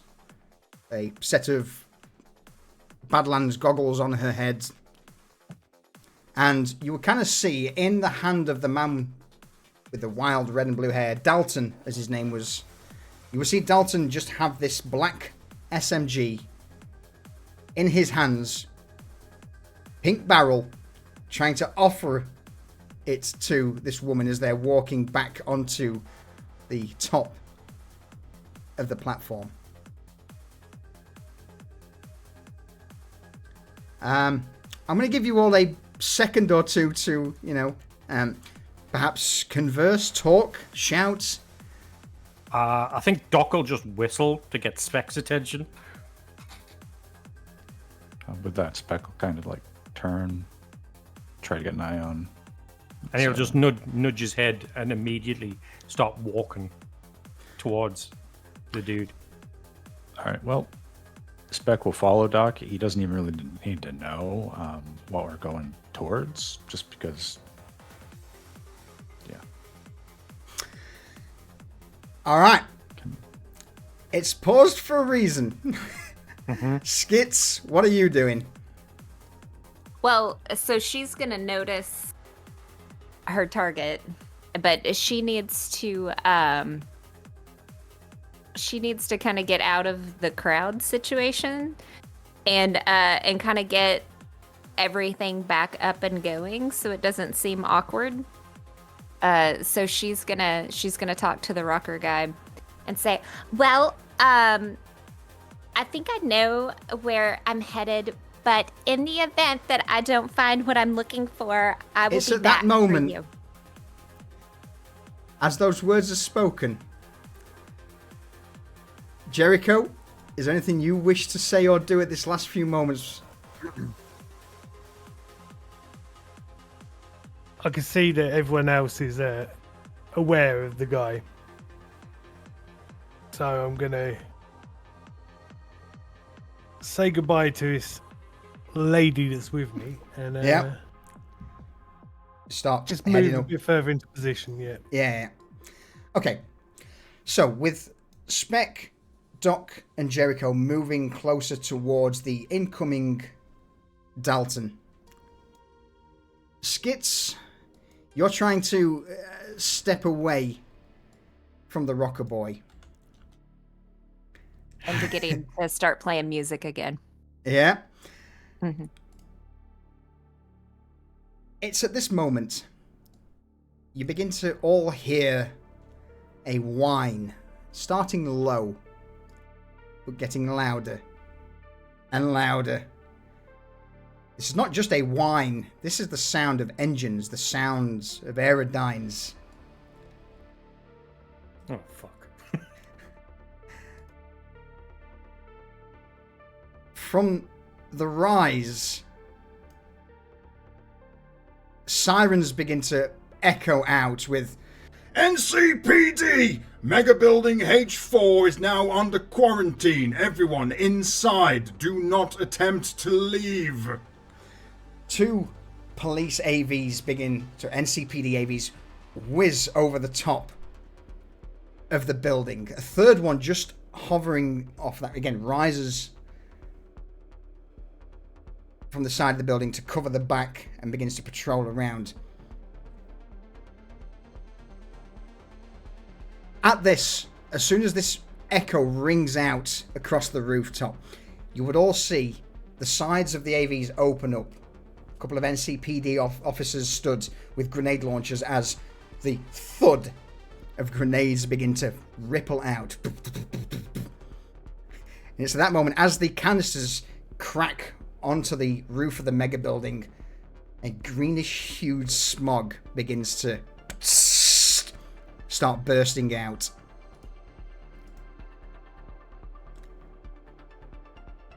Coughs, splutters, screams ripple out from the crowd as tear gas begins to engulf the top of Mega Building H4. Various people in panic start surging towards the main exit. Luckily, Jericho, you moved as this surge of people begin to barrel towards the stairwell. You would see that the guards from the mega building at this point also now begin to pull up their SMGs, their rifles, their pistols, and start shooting up at the NCPD. And in this last glimpse of panic, in the direction where the Nomad and Dalton are at the far end of the building, you would just see Dalton drop the weapon and start sprinting away, followed closely by the Nomad.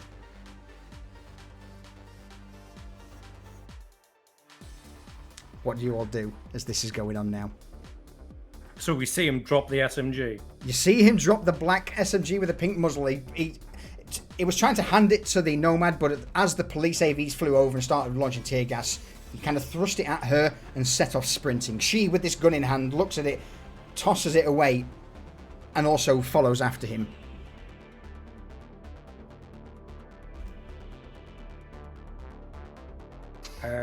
Right up. I gotta, cause Skits is closest. I'll be like, Skits, get the fucking gun! Jericho, do something about those fucking flyers! And then I'll turn to Spec. Spec, there's a fucking way out of here! Well, at this point, roll me a... everyone roll me a perception check. Perception. So you are currently aware of at least 2 ways down.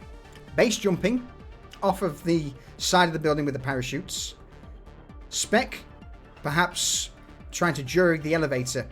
The last one, Spec, and this is where, as you now glance towards Skits, you would see that the HVAC units that she stood on are pretty fucking large. Large enough for someone to get inside. Large enough to crawl through the ducting. Jericho would also notice this, Doc, as would you. Skits, even you get the impression you could fit in the vents. So at this point in time, you've got basically, it seems to be you've got 3 options to get off the building. Go on, Skits, over to you. Where where would the opening to the ducts be? Would it be like on the backhand side or the sides? Or Yeah, probably. There'd kind of just be a single little hatch you could prise open to get into the HVAC unit. Near a conveniently placed logo that looks very familiar. Let me just zoom in on. Oh, Who'd have thought? classy. Who'd have thought that was there?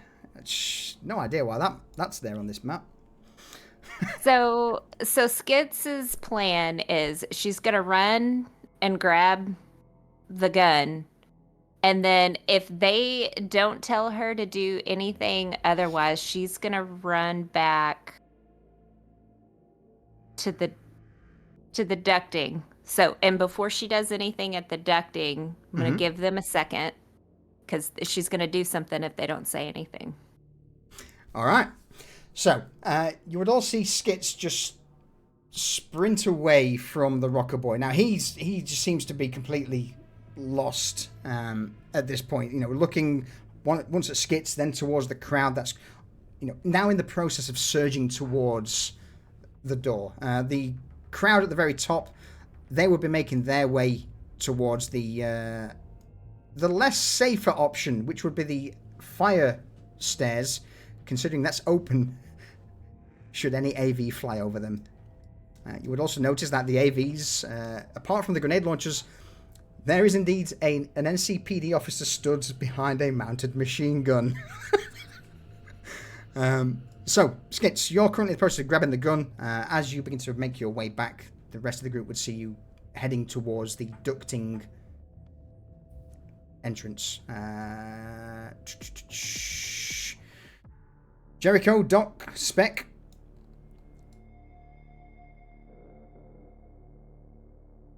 Spec's move here is because of, Doc saying to find a way out. The thing is that the ductwork and everything, that's an option, but it's also like towards this mass of people and where the majority of the attention is going to be focused on by the overhead units. So he's going to try to beeline it back towards that door and see if he can't figure out a way to get the elevator moving. Okay, go for it. Let me just check my speed stat real quick. Move 7. That's 7 right there. I just moved And- doubled, basically. Yeah, it looks like you can just get to the doors. Yeah. Excellent. But that's his intention, is to try to Yeah. get this working. So yeah, you would see Spec just begin to hightail it. You'd hear the rattle of sheet metal clank beneath boot as he plows over this precarious bridge between the two raised parts of the building. Jericho, Doc. So Skits has gone for the SMG, yeah? Skits has got the SMG and she's now back to the HVAC unit. Okay. Is she trying to climb inside it? It looks to be that way. I'll be like, Skits, don't go in the fucking air duct. This place is getting quarantined. Sick people. All the sick people coughs are in the fucking air ducts. This way, you stupid fucking rainbow fucking motherfucker. And then Channeling Chris Tucker. she comes towards him. Roll me an athletics check, since you're currently making your way through the crowds of people as they are now also starting to push towards the door. 19. Fucking hell, the rolls. Alright. Yep, so I'll let you move to there. Doc, so you called out to Skits. Anything else you wish to do?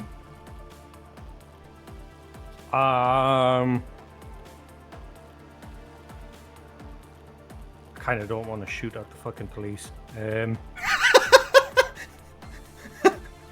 in mind, there are gunshots now echoing around as the Mega Block Street Gang guards are opening fire. I'll let them be the fucking targets of return fire then, and I'll just start fucking legging it. I'm gonna try and bump into the chick with the scar and retrieve my fucking snuff. Oh, all right. As she's trying to grab the various drugs from the counter, you barrel into her. Roll me technique pickpocket. I'm going to say it's going to be pretty easy. I'm going to say DV9 because she's still, she's currently trying to grab all of her stock whilst in the chaos of all of this. God damn it. In fact, that was picklock, not pickpocket. Oh, was it? But bear with me. Let me just. They're both the same. The same roll. It's both the same. It doesn't matter. Yeah, it's both just a flat 6. But even so, it's more than enough. Yeah, you managed to just quickly bump into her, reach into her pocket, grab your small baggie of synth coke, and plow past her. You just hear her shout behind some expletives in your direction.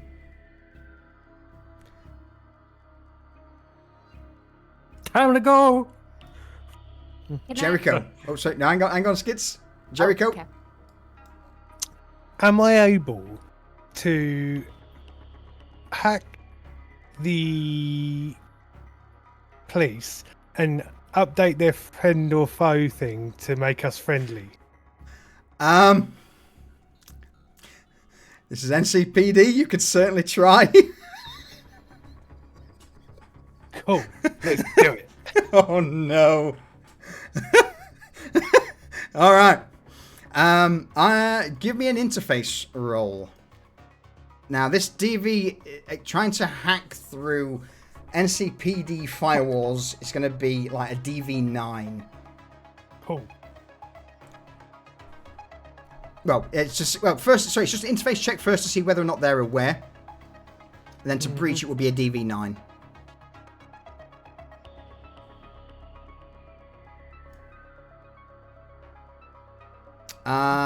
So straight breaching, yes, absolutely. You sit there glancing up. Which AV are you looking? Are you going The one closest to the bridge where we're going to be going. Perfect. This All one right. here. Yeah. Amazing. So as you just settle down for a moment, you glance up and with a quick flick of coding, you manage to breach through the defenses of the AV. Or sorry, you jack in, should I say? Now at this point, giant red warnings would start flashing in your vision as a multitude of black ice blocks you. So at this point, I'm going to need another interface roll, please. DV9.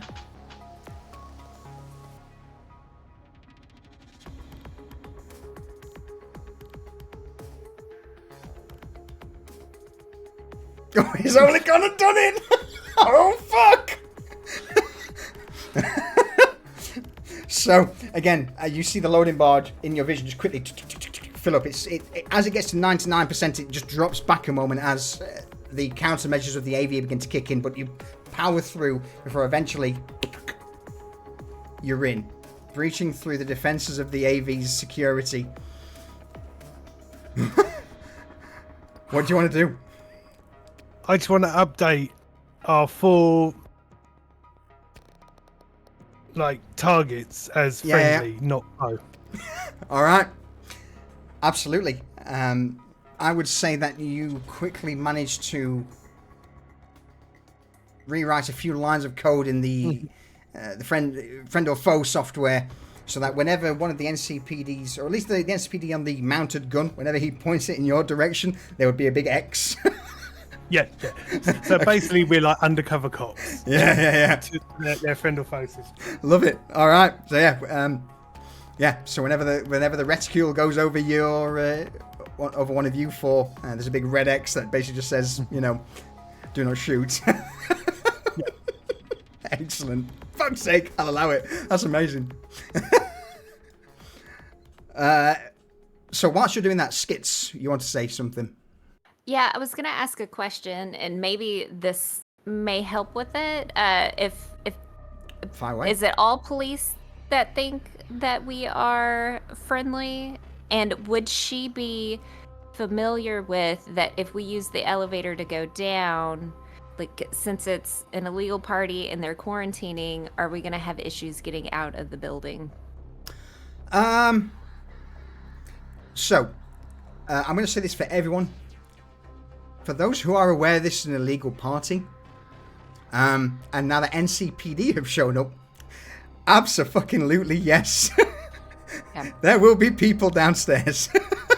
So, but with what Jericho just did, is that across?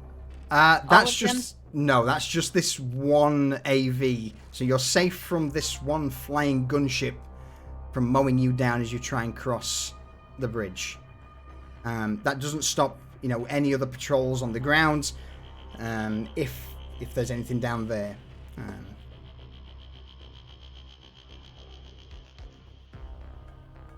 Okay, that was my question. Yeah, kind of all I can give you on that one.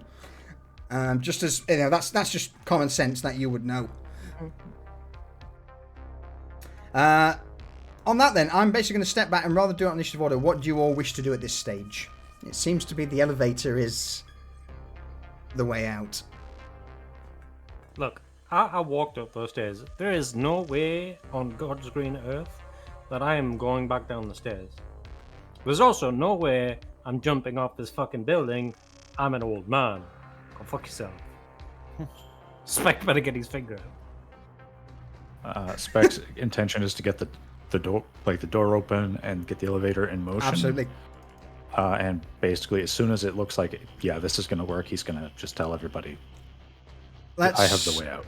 Let's go for a technique, electronics and security tech, please. In fact, that's your highest skill. Yeah, electronics and security tech, please, Spec. Okay, can I spend a luck? You can spend however many points of luck you want. Absolutely. You have up to 6 to spend. Just put it in the little luck modifier. Okay.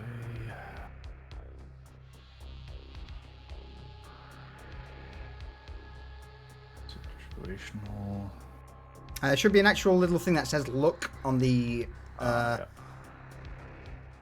the roll box. Spend 2 luck on this.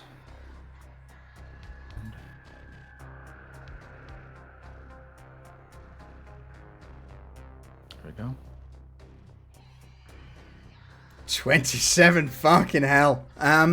So I'm gonna basically say you need to break open the doors, fix the brake to the elevator, and then you're good. How do you do this? Well, getting the door open is probably going to be the easiest part. He's going to use one of the tiny.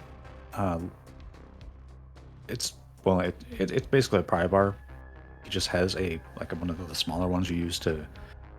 Not a whole lot of leverage to it, but he can use that to get the door ajar and let it release from its safety clamps and slide it aside. As far as the brake inside of this thing that seems to be stuck, that's going to be a little bit more. That's going to be the majority of the time, and he's going to basically hit it with a small can of the equivalent of WD-40 after accessing, and it is what it is. It's going to be it's going to be an interesting ride down to get this thing to go. But he's going to do that and basically look for any kind of debris or blockage and try to clear anything that might be gunking it up.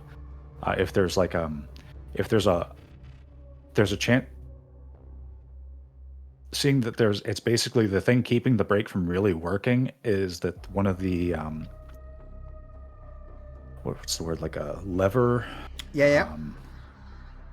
It's basically like the physical restraint that it keeps it from going anywhere and keeps the brake engaged is stuck. So he's focusing his attention on that and trying to get it unstuck.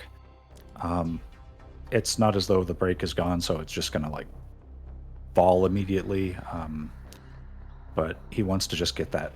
He's trying to apply manual leverage to get that out of the way so the elevator isn't stuck and can actually be used with using the automation built into it. Excellent. So getting that to finally get to the side He's just going to radio. All right, we have a way. Back towards where we came up and go past all the gonks at the end. And he's going to make sure that the door doesn't close because he wants to make sure that everybody gets across. Yeah. So. And he's keeping an eye out for anybody else who's coming across that he doesn't want to have come across. You see that most of the people here on the roof spec seem to be inhabitants of H4. They are fully aware that elevator's not in use. No one's on their way to you. No one even noticed you cross the divide between the two buildings. They are all currently surging towards the main stairwell down through this small hut on the top of the building. Jericho, Doc, Skits, having heard in your head that Spec's got a way out, what do you do? I'll just make sure, I'll get past most of them and then make sure Skits catches up. At roundabout, where the bridge is. Yeah.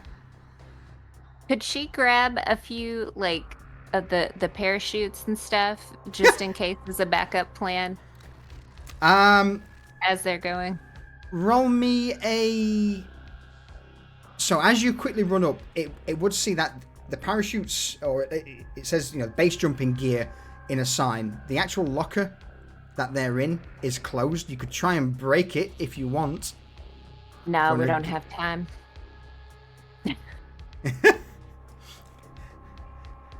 So she's gonna follow, but every... Give it what we would do, the old telephone sign. Yeah. And just sort of saying, tell them friendlies are coming down in the lift. Roll me a...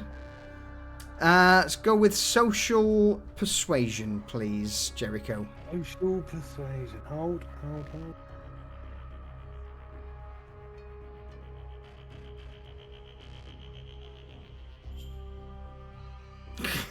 Fuck me.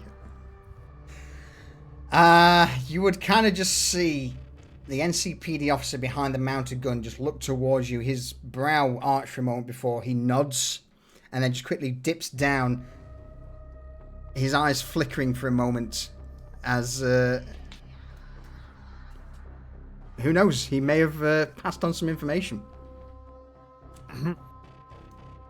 At that though, as you all cross the bridge towards the elevator door that Specs now emerges from prying open, you begin to hear the sound of machine gun fire from the AVs towards some of the gangers who were shooting up at them.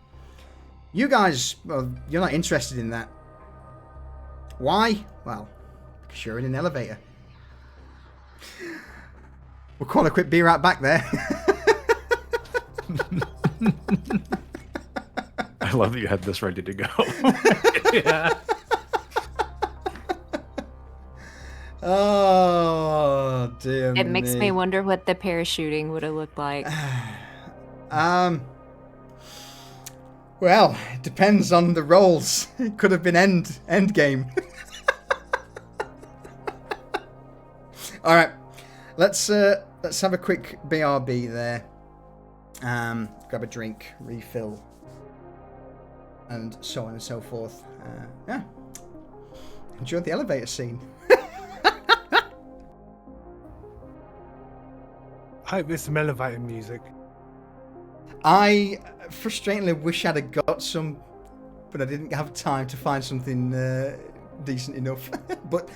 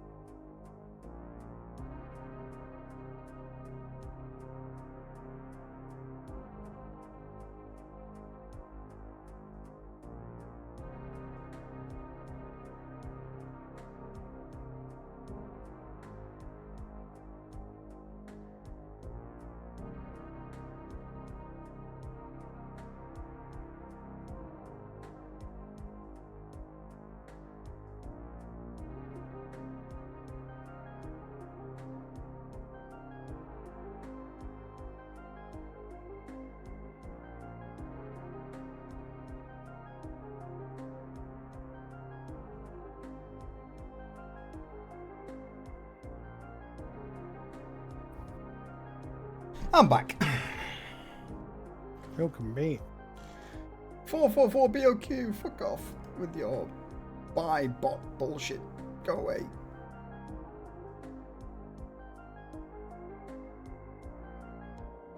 What?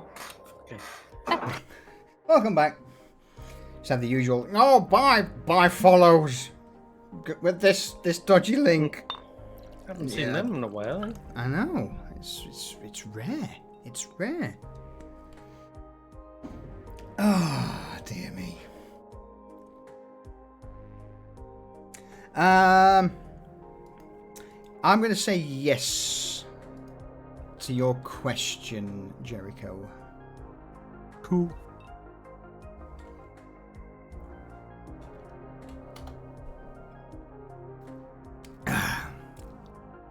All right. There you go. Top. Are we all back? Here. I'm here. Excellent. In that case, then. Boop. Nope. Mm-hmm. Get rid of the RB. There we go.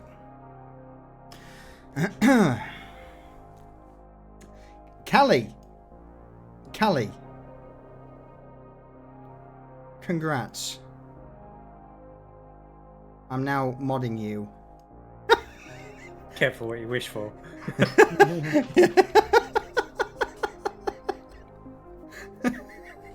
Yeah. You see, you. No. You asked for this. I would if I could. Cool. In that case, then consider it done.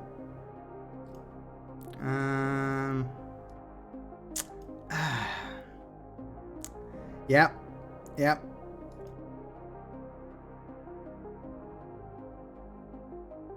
Oh, you're lucky.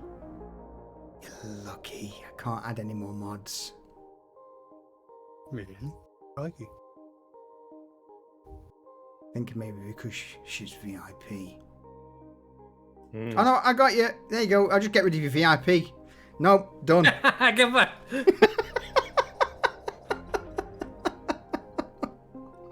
Find a way to make it work. You enjoyed your purple Sword. little diamond. Have a green swad.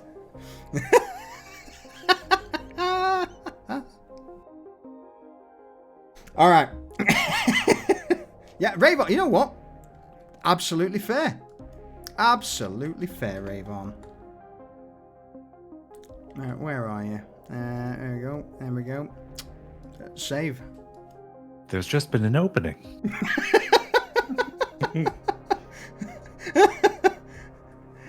Congrats, Ravon, on your promotion to VIP. All right. So, with the memes done, elevator.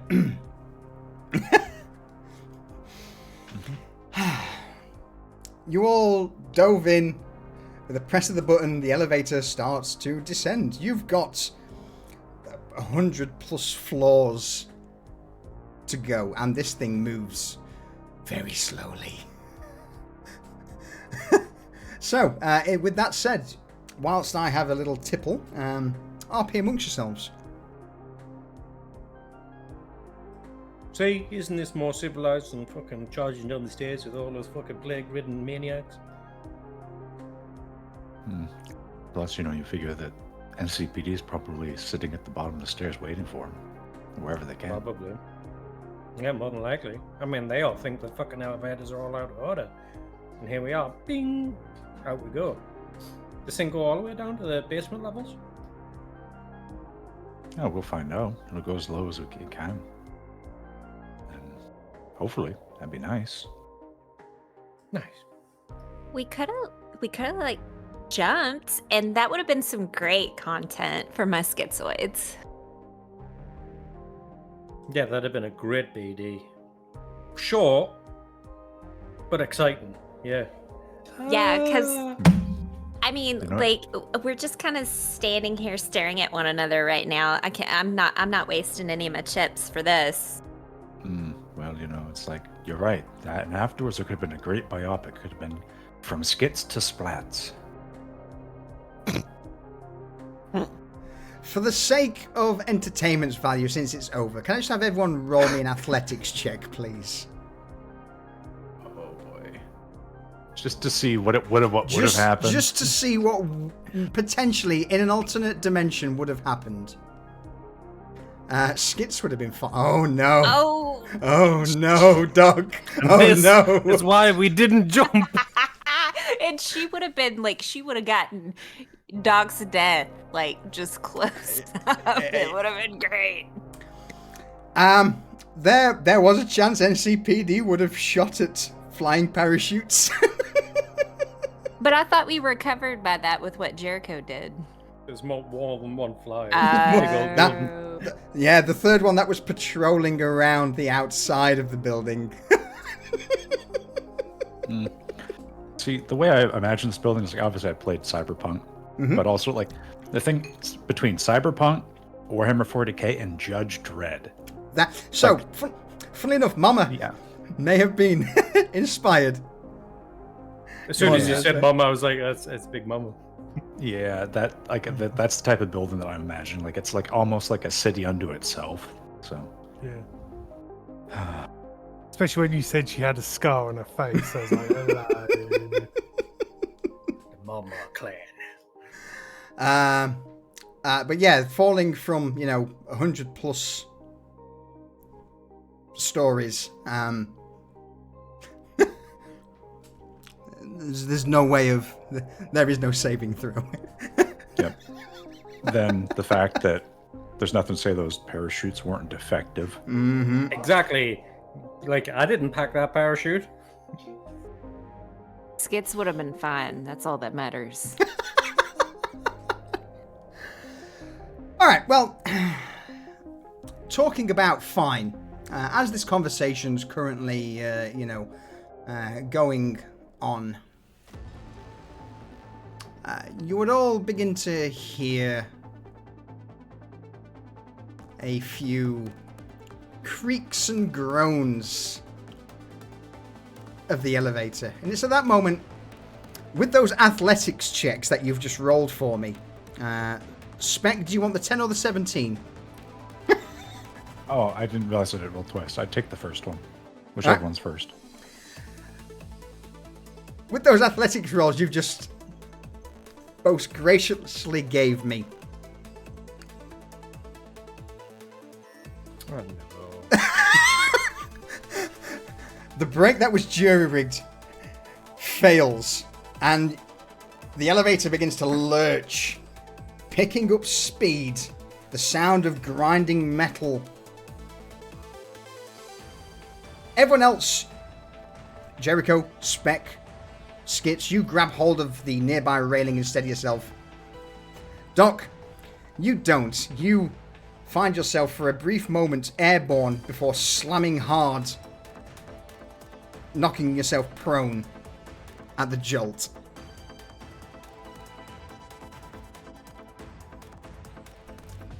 You certainly know the elevator's plunging. It What would do you do? appear We are falling. Oh. Oh, shit. While this is happening, we're gaining speed. Spec's gonna look around for the top brakes to see if there's a way to get those to kick in, because the one at the bottom is not working as it should.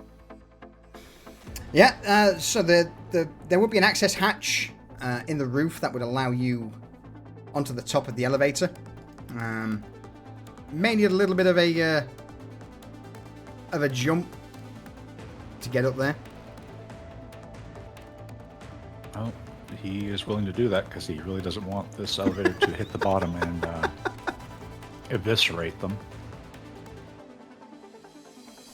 So let's see here.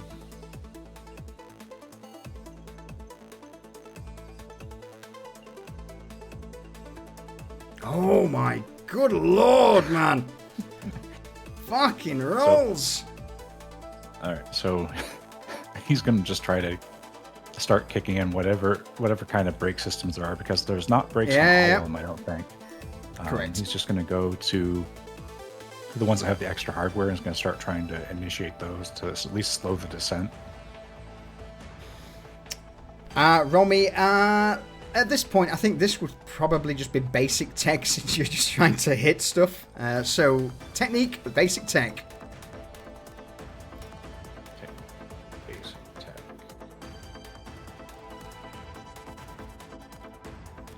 15. Whilst Spec is on the roof of the elevator, just slamming it into the brakes, the rest of you, what are you up to?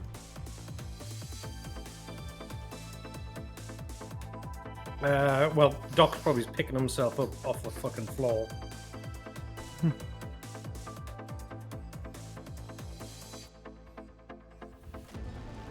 Because he doesn't know what to do. He's just like, well, either Spec fixes it or we're all fucked. And he fucking puts a cigarette in his mouth and lights it. Well, Skits is going to, she's going to get in her, chat to connect with her schizoid and ask, with her schizoids to ask if anybody would know what to do in the event that you were in a falling elevator. Lol, Jump lol, before you hit the ground. get fucked, Oh, yeah. get fucked, stay fucked. Oh shit. I feel there'll be a Twitch poll Oh. or a gamble. Will I survive or not?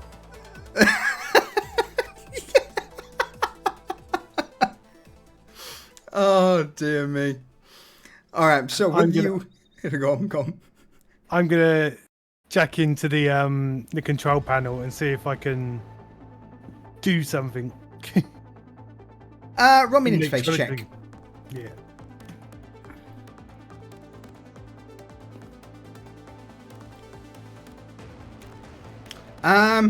With a 10,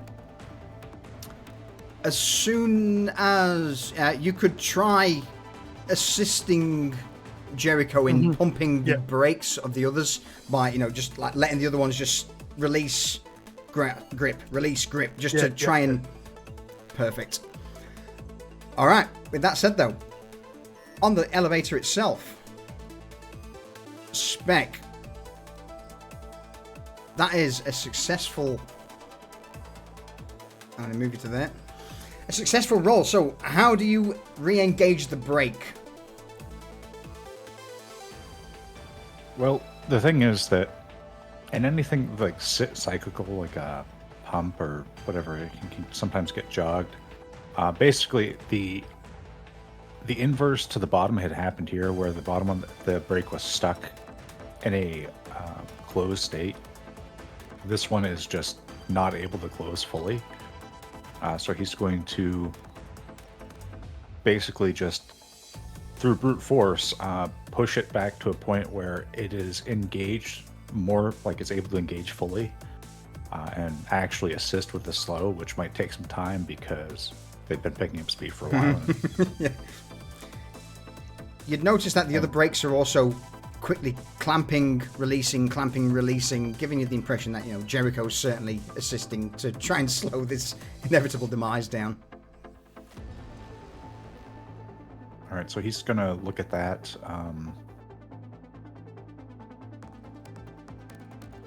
Well, it's... That's been done. And the other ones are actually firing like they should, it looks like. Mm-hmm. Correct. Well, he's just thinking about, he's looking for any numbers or anything on the walls to indicate, how far they have to go to the bottom. At this point, you would quickly see a 30 whiz by, but you are indeed now starting to slow down. Okay. He's going to hop back down in and just look at everyone and say, all right, brace for impact. We're slowing down, but we don't know how fast we're going to be at the bottom.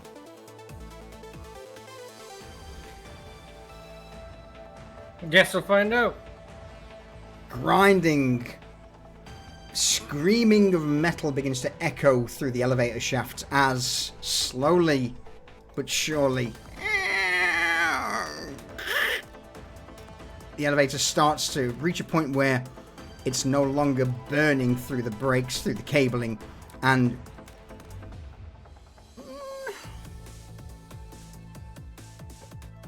I would say, wrong one. It's at this point where, with still flickering red lights of the elevator, you feel a heavy slump as the elevator catches on the springs at the bottom of the shaft. Luckily, Spec, Jericho, your efforts were not in vain, as it just drops onto the bottom and the doors slide open. Spec in his corner visibly untenses a bit. Clearly he's been clenching so hard, expecting the worst, and this corner just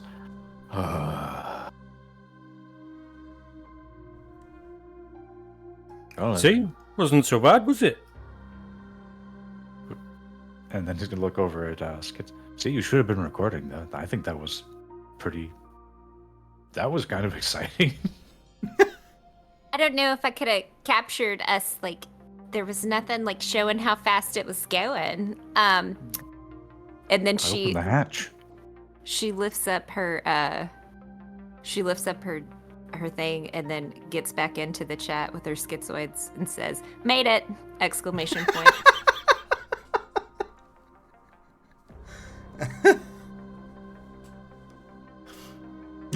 And Skits being in that corner, he's gonna start looking out and peering to see what's there.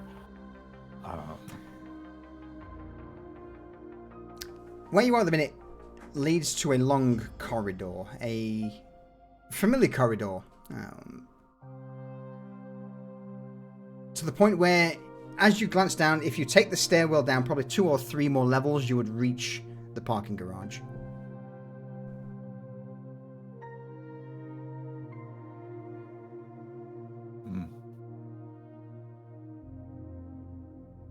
Oh, There is no sign of any NCPD here. All right, we should move. We should. Did anyone see where the person we were after went? Do you think we should intercept them or just get moving? I think we should just fucking get out of sight for now. They went down the escape fucking exit, right? Yes. You still have the tracker on them, so All right, works for next me. time it pings, we'll know where they are. All right, so Spec's gonna crawl out into this corridor, and because I'm guessing that it's we have to crawl up and over this because we're sitting below the level where it should be. Yeah. So it's a chest-high wall, a surface we have to climb up onto. Yep. Well, The elevator's really fucked now.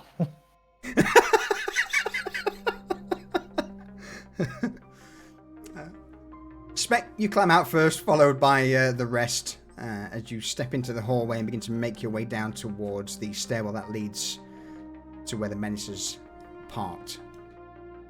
It's here where, as you all make your way into the garage, you poke your head round the corner and see flashing lights, an individual on his hands and knees with two NCPD officers pointing guns towards them in the process of an arrest.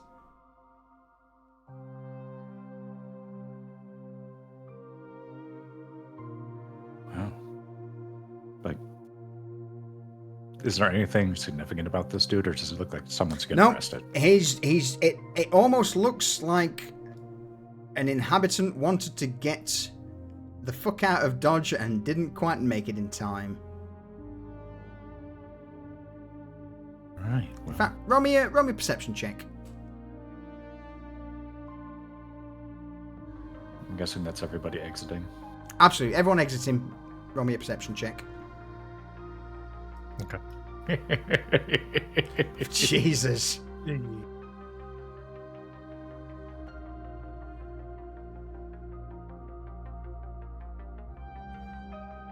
Yeah, without a shadow of a doubt, you would all just hear one of the NCPD officers just shouting down the garage.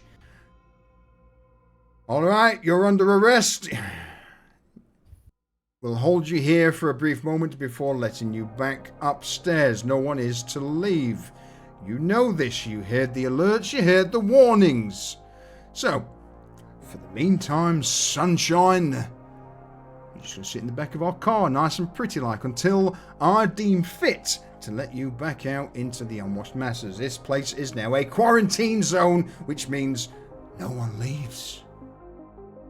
Come on, Choom.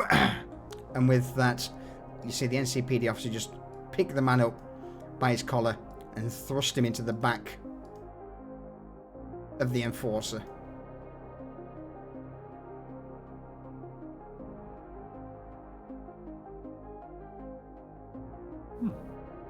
The Menace is currently parked, if you can see my ping. DO4, yeah. DO4. Well, guys, how do you want to do it? Well, I was thinking maybe, I've got my smoke grenade and we could throw it at them and then just haul ass. I was thinking you have a couple of surveillance drones that can go look what's going on around the corner.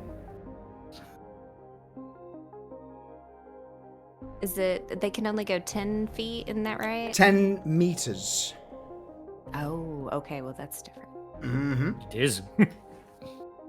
So, for the sake of your vision, if you want to move yourself 10 meters, I am going to ask for a stealth check from you, though, please, Skits, if you do that, to try and keep the drones out of sight of the NCPD. All right, well, if she's going to do this, in the event that she may potentially fail, she is going to have in one hand a smoke grenade. All right. Or I could just speak to them. What?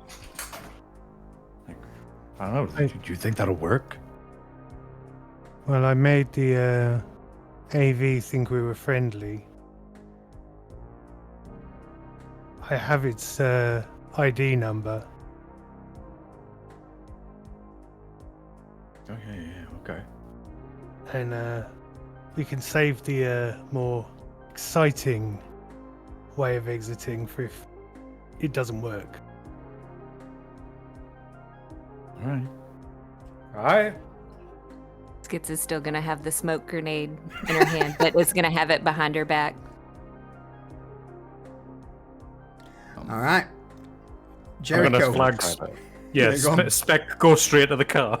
Yeah, that's exactly it. He's gonna try to basically get to the Menace Yeah. and get on. He's gonna not turn it on. He's gonna try to shut the door quietly. He's not gonna turn on the engine right away. But he's basically just trying to get it prepped and make sure that everything's good to go. Excellent. So, Spec, you make your way to the Menace. Skits, you're on the pillar behind. As Jericho and Doc just stroll ballsy down the main causeway of the garage, you just hear, NCPD, hands up on the ground!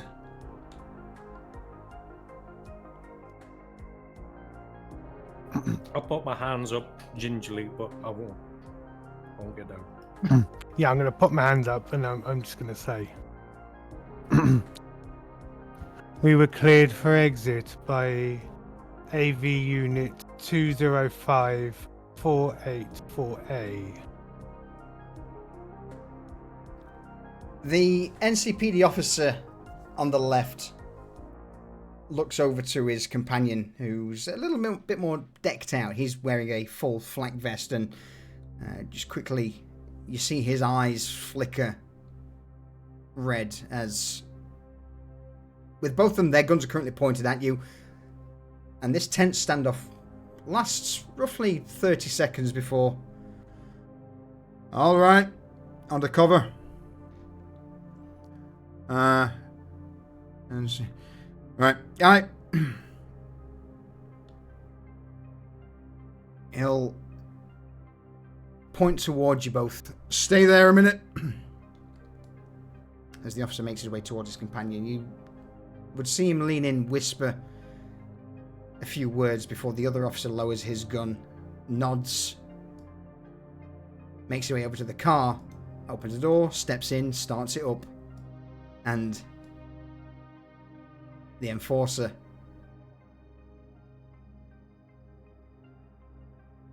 moves aside. All right, good work. I imagine that you were the ones who gave the tip-off for this place, eh? You are correct.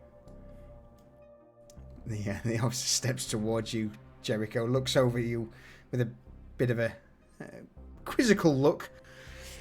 Well, you certainly fit the bill for the fucking scrubs that live in this place. You too, old man. Fucking hell. Was it as bad as they said up there? Worse. Oh.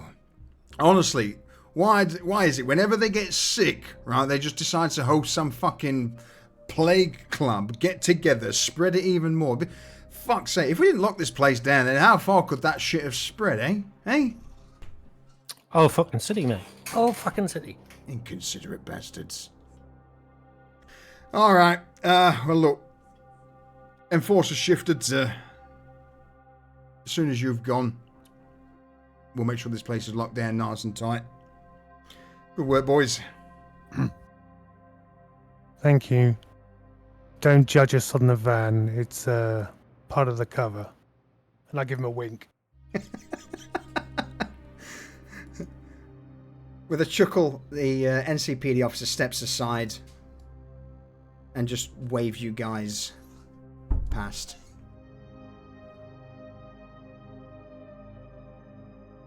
Just getting the truck and be like, holy fucking shit, that worked.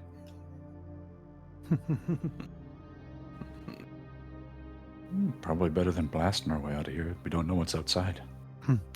And now no one is chasing us either. Darn. So with Spec starting up the Menace, in fact, you know what? We'll go to the usual scene. The Spec's kicking up the Menace. You pass by the NCPD enforcer. The two officers give you a brief nod. As you ascend the ramp back to the main causeway to exit the mega building, you would see them pull the car back to block the ramp. And it's at this point you would also see a multitude of other NCPD cars blocking the other multitude of small garages.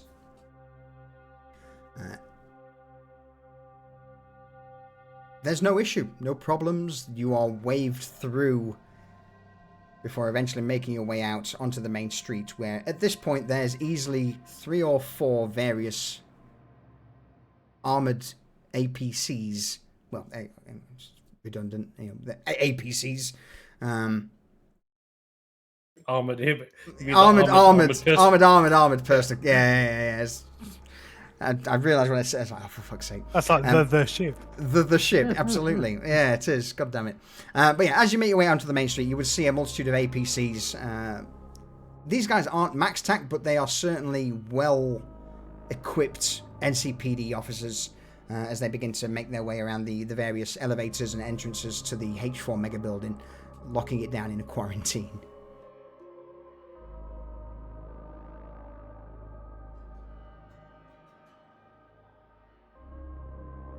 They see us rolling, they hate it.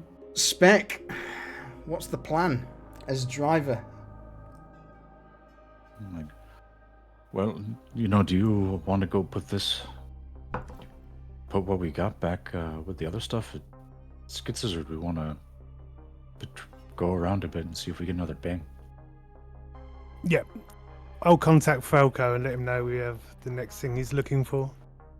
What I will say is, as you try and call him, there is no answer. So probably just send, I would imagine you send him a message instead. Yeah, I was going to send him a message rather than call him. Sure. Okay, excellent. I don't have to do my terrible American accent then. I appreciate it. I got you, bro. Thank you. You say that, but it's pretty good. It's not. It's awful. All right, so I don't know what you mean. With that said, though, I would imagine the destination is, of course, back to Skitz's pad, unless anyone has any other. In fact, whoa, hang on, before we do that, ELH Mark 1, thank you for the raid. Welcome in again, everyone. Because it's Sunday again already. Thank you, I appreciate it. ELH raid. Is it ELH or L? What would you prefer? Good old cacophony. In the shadow realm of ELH's Mark 1, a being of chaos and creation, one must ponder what arcane tale lies within their Star Trek chronicles. Star Trek, I see. Do they weave starlit sagas or merely jest with balloons? Why do they delve into TTRPGs like Maid and Final Fantasy? And what dark arts are these homebrews? And most enigmatic of all, why CBT with vampires? I mean... I was waiting for you to hit that point. I mean... why not?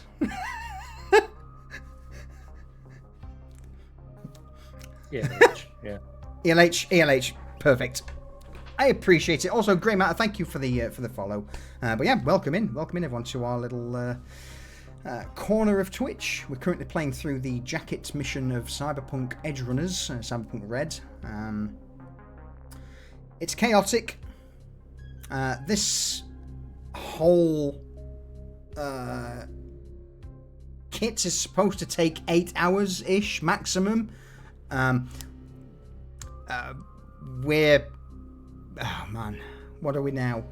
We're currently 10 hours and 45 minutes. And we've only just finished the second beat. So listen, they expect it to be like, oh, you go here, you do this role, you play, like, you're playing the objective. We don't play the objective. No.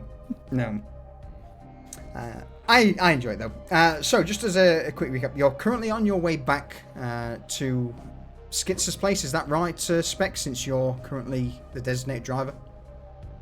That's the only place that he knows where to go, so yes. Perfect. With the menace making its way through the streets of Night City, you would see at this point that a multitude of AVs now start to congregate around H4 Megablock. More than the initial 3, as sirens whiz past you. It not just NCPD, but a couple of meat wagon ambulances, along with various other city services. It seems that the lockdown, the quarantine of the building is quite the priority.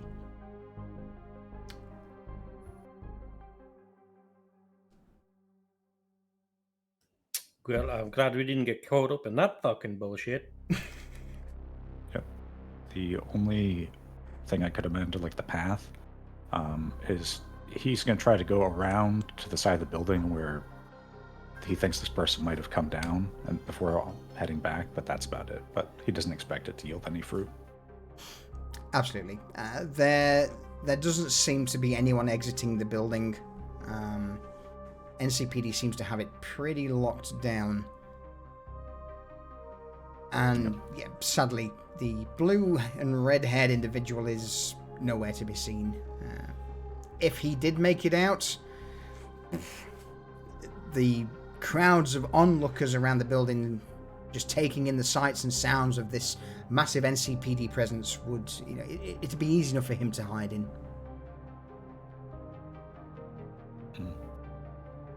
Well, on to the skits pad, the pink room, or whatever it was called.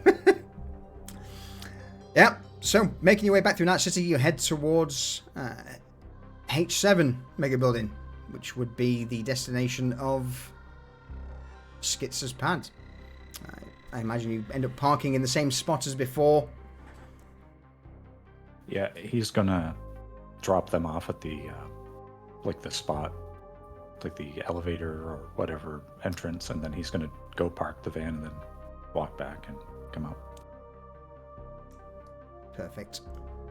So whilst you're in the process of doing that, Skits, Doc, Jericho, you make your way into Skits' pad. It seems, once again, you've got a little bit of downtime. These pings don't occur very often. Is there anything you three wish to do whilst Spec is parking the Menace? When we get back, I got a skits. I'm like, yo, you didn't touch any of them fucking people while we were at that party, did you? No, I kept my distance. So you absolutely didn't touch anybody at all? No, I mean, I just stood there. So you weren't touching that rocker boy on top of the fucking the thing, no? What are you, like, my dad?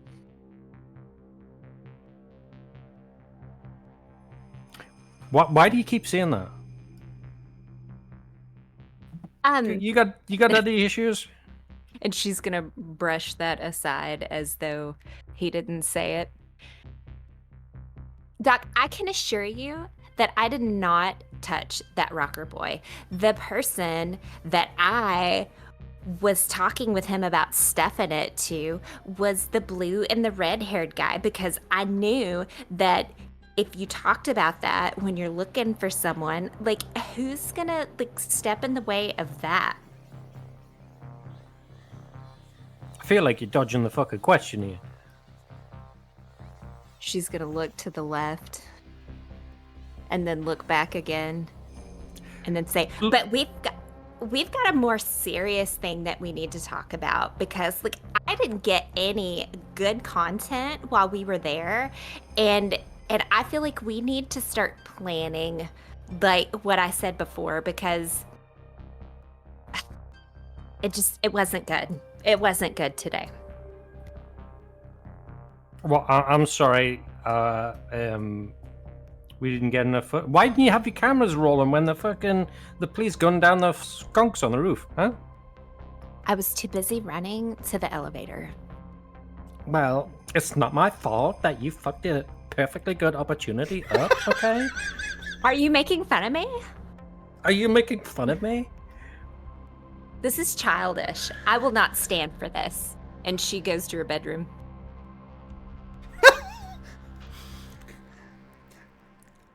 As you're sat on the sofa, Duck, you watch Skit stand up from the sofa, walk around up the 3 steps towards her bed. Now, there isn't a wall separating.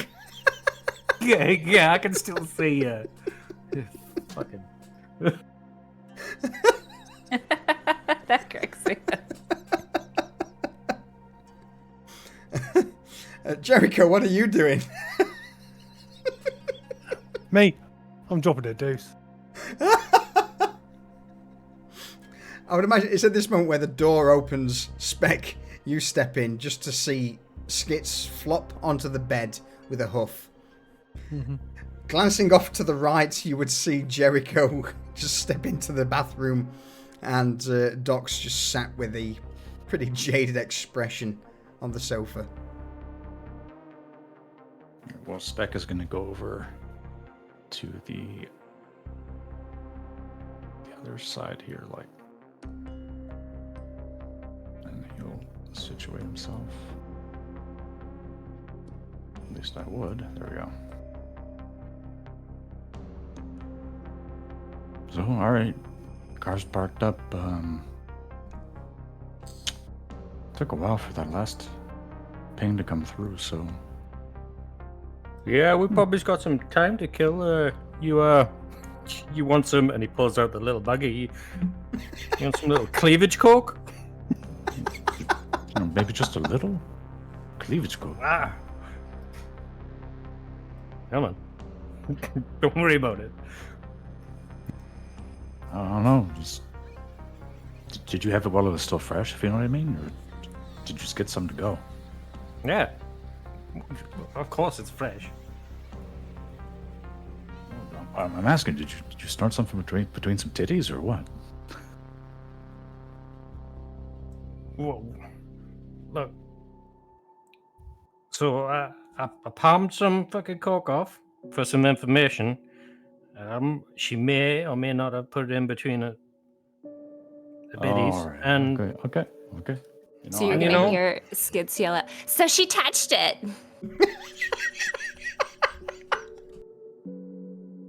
only the bag, not the contents. Same difference. As she goes back to laying down. And Doc will just hit a fat.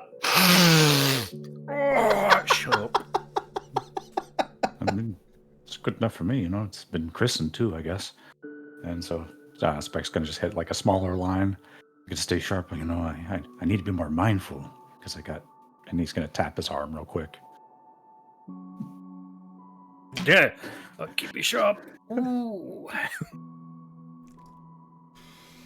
And Spec is gonna just kind of, on his feet, just keep an eye out for things and try to get a little bit of rest in, Sure. rest and relaxation because he's expecting it. Like he was really expecting to have to like run from the police back there. It's almost like he wants it to happen a little bit. So yeah, he's gonna just relax, try to recover. Excellent. All right, so at this point, it seems like the night's going to consist of synth coke, booze, food, sleep. Is that correct? Yeah, because the come down of synth coke is a bitch. So. Yeah, I'm not going to make you roll for addiction because you're already addicted, Doc. Spec, you only took a small amount, so I'm not too worried about that. Skits, Jericho, are you partaking in the synth coke? I'm not, no. Skits is too mad at Doc right now. So no.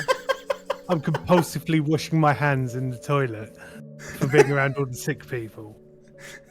Excellent. And then I'm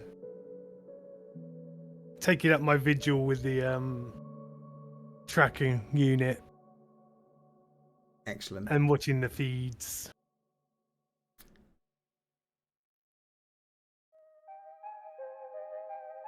So, with that then, we will preload that scene.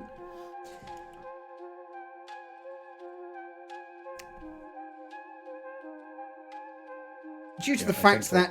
Oh, go on, Spec. No, I'm just taking in the environment. The only thing Spec's gonna do is he's gonna get the remote and he's gonna start individually setting all of those TVs on the opposite wall to different channels. and just go through and put them on like the most mind blank shit he can find. And once he finds something, he's gonna pick something else. It's gonna just be an entire feed of just basically just TV filth, like just drivel. In fact, due to that, skits, most condos have a singular hollow screen. Why do you have a bank of really old monitors for your screen? Because she has on each one of those screens her most popular Had. VODs. Yeah, had. She had programmed her most popular VODs on there to play in a loop. And just to kind of remind her, what it is that she's doing and why she's doing it, and just to give her inspiration. But yeah, that's probably going to piss her off later.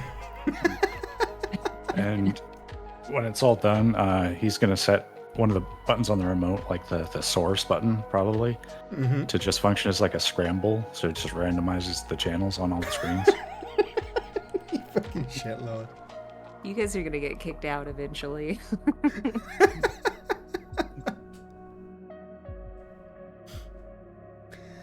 All right. Day turns to night and night to day in Night City. You all sleep in various corners of Skitz's pad. On the rug. On the rug, yeah. As morning breaks, again, you've kind of at this point realized that Skitz doesn't actually have much food in the fridge. She seems to order in a lot, or at least use the vending machines in the hall. So there's nothing tasty for breakfast, or at least nothing that won't cost you at least 10 or 20 eddies.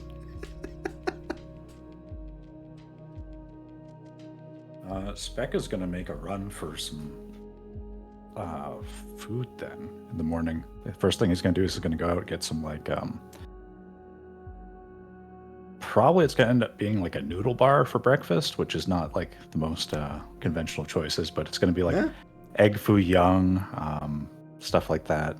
And I'll have curry udon. Yeah, so he's going to make a run out, just get a bunch of noodles, assorted noodles for people. All right. Takes 45 minutes to an hour. Eventually you return with the noodles, plop them down on the table for everyone. I'm gonna move you all in. Go on. Yes, that. Some egg rolls, and he's gonna get some crab rangoon, and he's gonna just, because Skitz is being a little bit crabby, he's gonna just like the odd one out, the extra one. He's just gonna put it with the little portion and push to her like corner of the table, so she has a little bit more, like maybe you just need some of this, make you feel better. Food? Yeah. I haven't seen you eat anything, really. It's hard to eat whenever there's so much sass in this room. Well, you gotta lower your sodium levels then.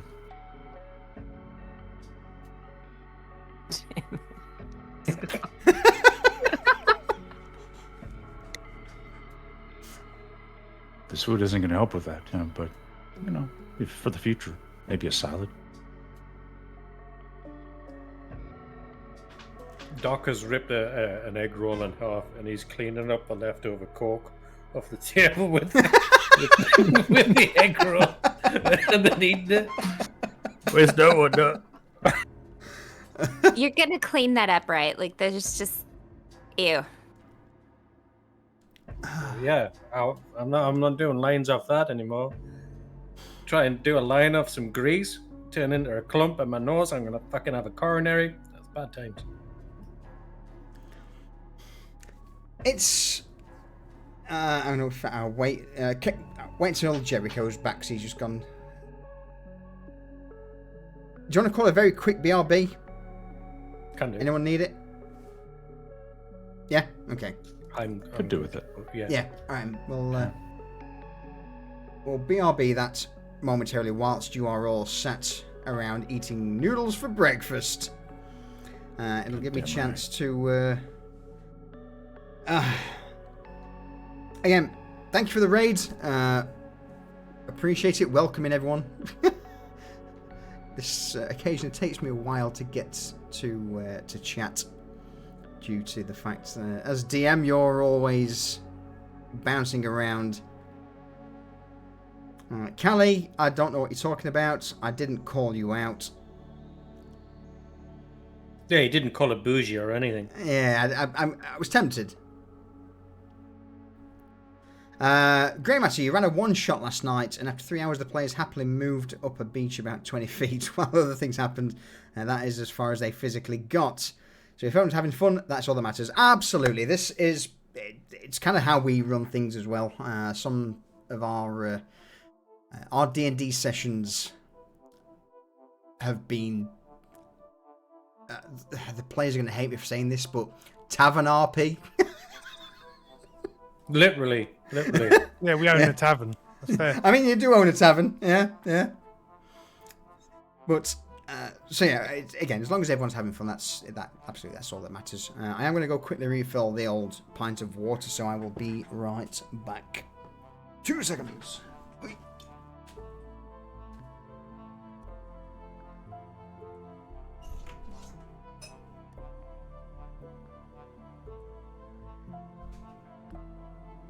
You guys are making me want Chinese food for dinner now. You should. Get one extra egg roll for yourself. Maybe some crab rangoon to help with my pissiness. To help with your busyness. Isn't that what Scott's character was just saying to I Skip? mean, pretty much. You didn't use the Yeah. word busyness, but yeah.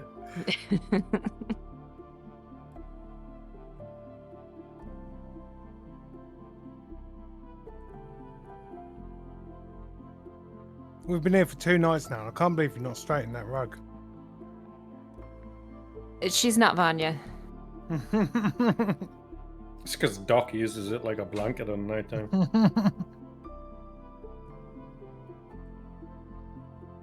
I will say it does trigger me every time I see it, though.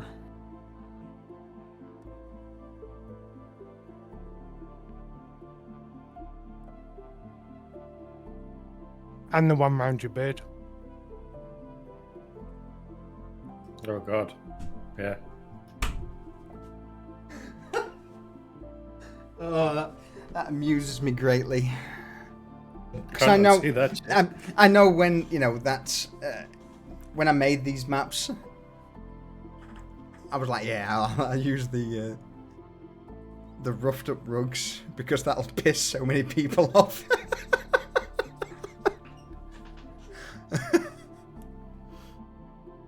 Yeah, But I'm aesthetically they fit, right?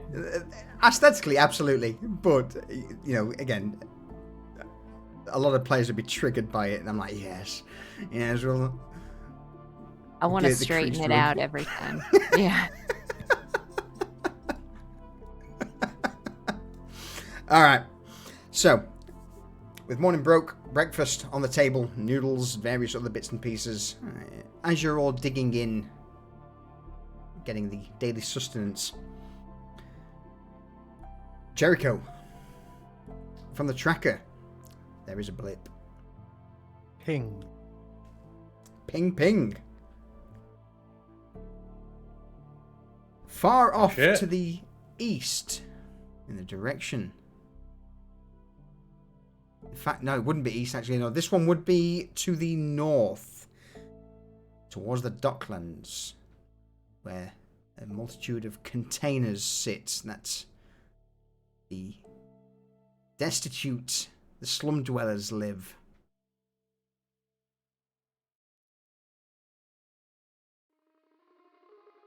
North Side Alright, so- Industrial District.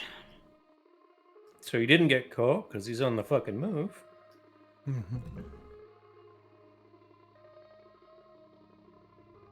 Alright, let's fucking go. He'd pick up his food and be like, alright, come on.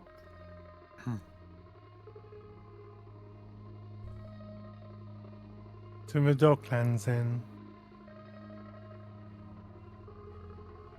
Lead on, Jericho. Spec, let's ride.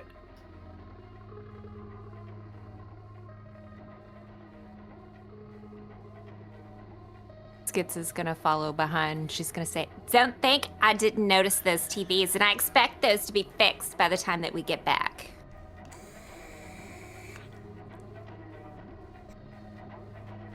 Better have a fucking AI to do it then, because ain't nobody gonna be here to do it.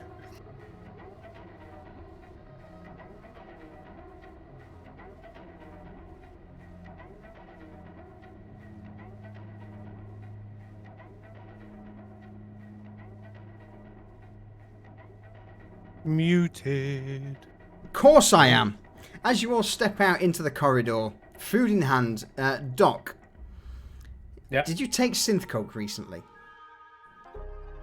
Yeah, last night. Excellent. Oh no, did you finish it up this morning though? Yeah. Do you want to add a Yeah, plus you- one to your reflex? Yeah, go on. Yeah? Alright, if you pop one of the synth cokes in your inventory, Synth Coke. Whole lot of fun. Prizes to be won. Synth Coke. tasty. Yeah, you make your way into the corridor, down the elevator, into the garage, into the Menace, and begin to make your way towards the Northside Industrial District. Now, on your way there, Jericho, you kind of see that the ping came from the middle of nowhere. A place of makeshift shacks constructed out of old industrial materials, such as containers, crates, so on and so forth. Roll me a...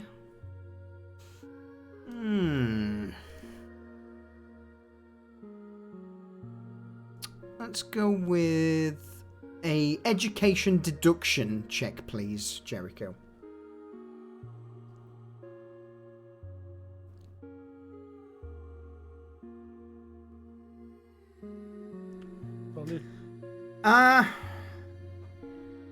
All of the other pings have seemed to have been in locations that would have made sense. A party for selling guns, the location of the Valentino's neutral ground. This is a little further north, and would anyone else potentially be familiar with the northern docks or the the northern industrial area? If you think so, roll me a local expert check, please. Local expert.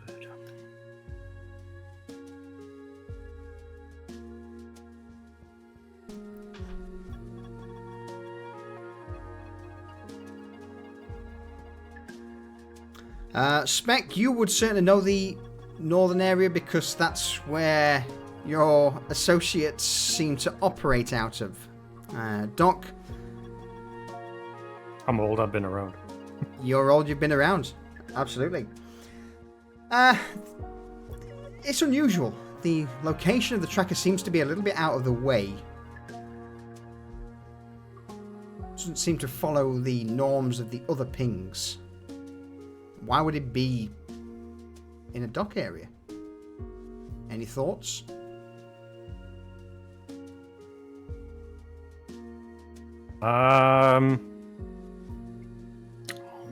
Maybe he's just trying to lay low.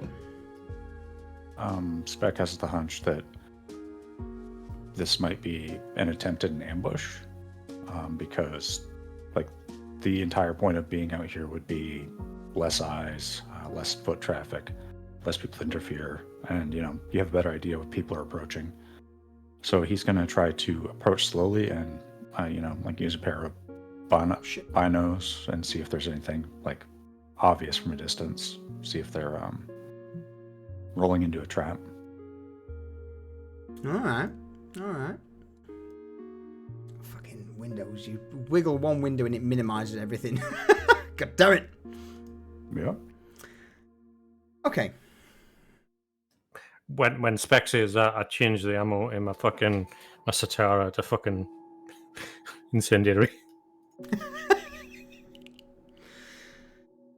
As you begin to roll up to this almost container city, Spec, you park the Menace out of the way, pull out the binos and begin to scout the area. Roll me a perception check. Certainly.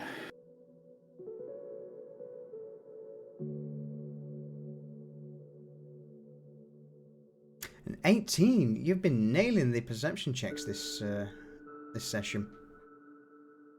Yeah.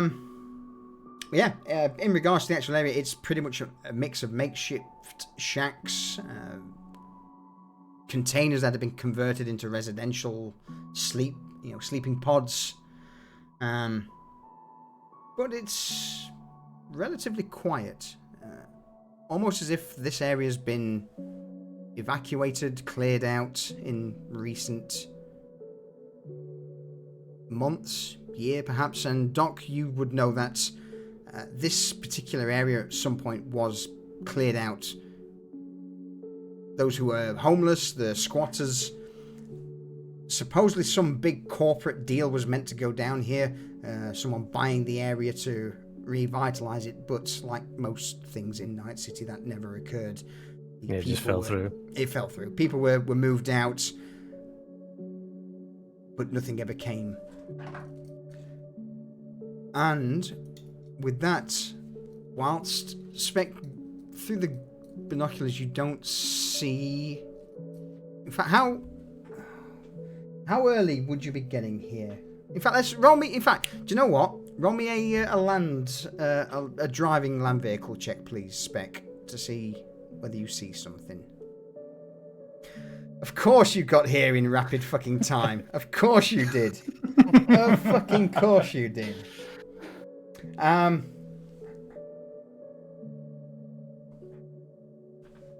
Due to the fact that you easily pushed your way through traffic and got here early, you would see a black car drop off a few individuals, 5 to be exact, who made their way into the container yard before driving off. Now, the black car was that of a Delamain. Oh, no. Doc's just like, that's got corpo written all over it. How many people do you know can afford a fucking Delamain, huh?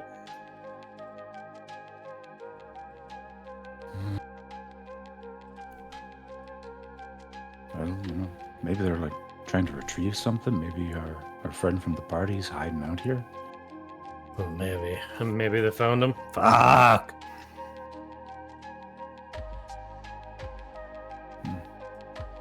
Hey, everybody locked and loaded?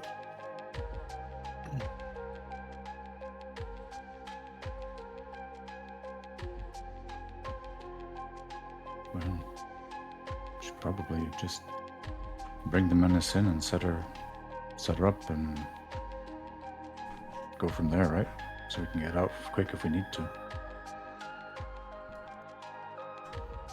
Yeah. Good thinking.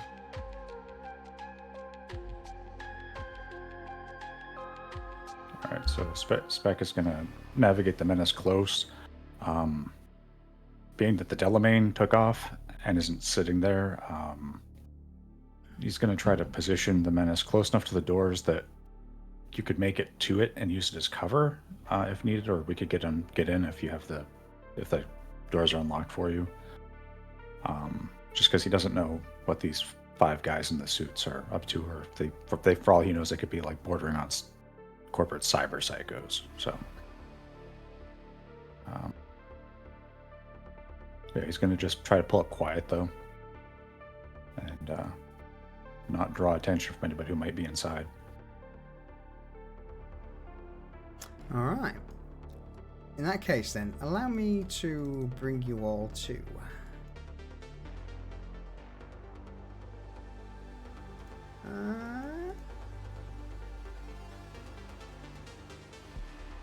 this scene.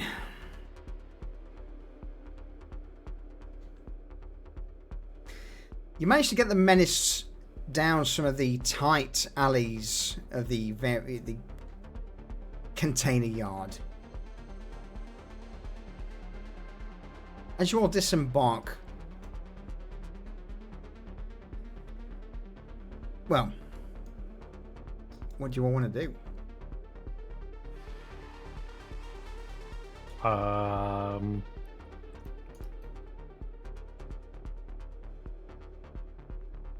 Is there any sign that there's anybody around? Because, like, I see the light up top on that balcony. It's come from an open. I just need to reposition some things because you guys were fucking early. Roll me a perception check if you will be so kind. Hello. All of us, or just us? Absolutely, yeah, all of you. Yeah.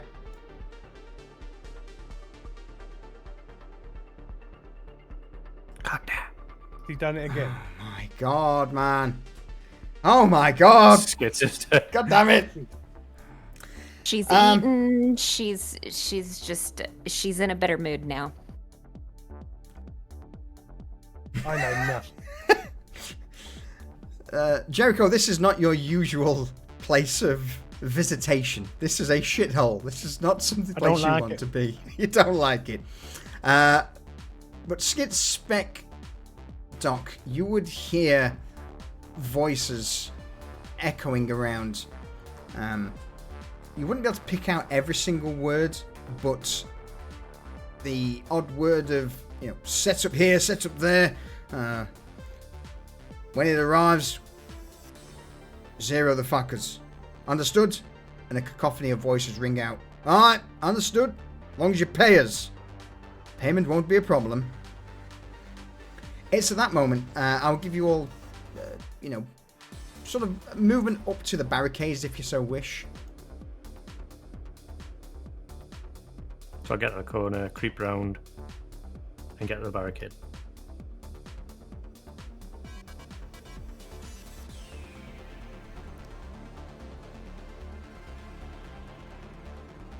From the position of the barricade, you will see an individual starting to make their way to the other side, along with someone else also begins to step in that direction. These are two females, feminine in nature, not the sort of corporate voice or the rugged, rough male voice you heard ring out from earlier. They're both armed though, yeah? Absolutely. It seems that the ones who stepped out, the first one has a pistol, but is wearing a suit very similar to that of Jericho. The other one's wielding a very familiar weapon to you, Doc. A Satara.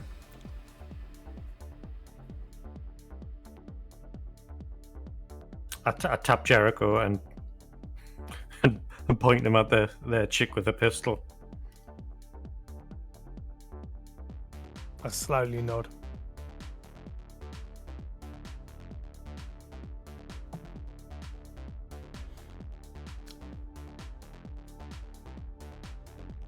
I'm basically going to say you all automatically pass a stealth check to get into any position you want that's not, in the open here.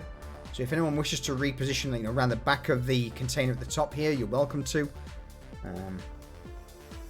But yeah, sort of stepping out into this open area where the lit barrel may draw attention to you unless you wish to roll a stealth check to go further. But around the back, or up on the catwalk above you, that's fine. It's your choice. You seem to have gotten the drop on these guys, and from what you overheard,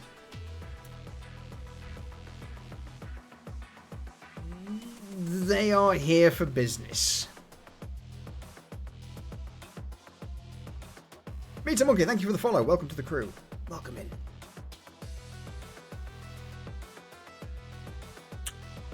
Well, I'll yeah. Spec, do the flankeroo, and I'll go to Skits. I'll be like, Skits. You got one racked and loaded. Yeah, let's light up this neon, and let's also say that don't be boring, get creative. And she's gonna put her drones up around her, but it's gonna stay like right there where she's at so that they can't be seen.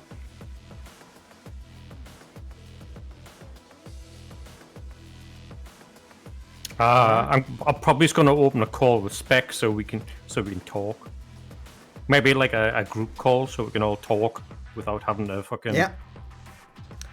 So, it's going to be a little earlier than usual, but I am going to say at this point, we'll get some RP out of the way, and then once you're done, before we initiate combat, we'll probably end the session there and pick up next session at the start of this combat. How's that sound?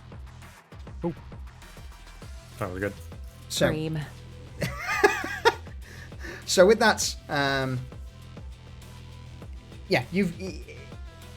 is there anything you wish to know about the area or about the individuals? So at this point, can you see that far? That's a good question. You can't see that. But there is an individual here. You would catch a brief glimpse of him as Spec crossed the way. That one individual moved to there. That's 3 accounted for. There's at least 2 more. In fact, where... Oh, no, Spec can see him. Alright. Yeah, Spec, you could see an individual who's dressed in a long, dark leather trench coat. Unlike the other more edge-runner looking individuals, mercenaries, this one would also stand out from the rest. So everybody else looks like us, like runners. Absolutely. Everyone else looks like you guys, like runners, hired hands. There seems to be a net runner amongst them, and then some sort of corporate-looking... the point where he's obviously corpo, but he's tried to dress like the rest. But done it very wrong, very badly. Hi, fellow kids. yeah, pretty much. But yeah, with that though, you guys, I'm going to say you managed to sneak in. You've taken up positions. Any conversations or anything else anyone wishes to know? Just that something completely out of character. What's this symbol on the back wall here? Whee. Back wall where? Right back here. I can't see the ping. Oh, you can't. Right on the back wall between the red lights. There's a little symbol on the back wall there. Where'd that come from? That one? Who knows? Who knows? It's kind of become trivia now, just to see where, where... I go around every new map looking for where it is. Man, who knows? Okay, so sorry to derail. No, it's all good. No, I saw it and I just had to point it out. Patreon.com/SolutionMaps. Sorry, what?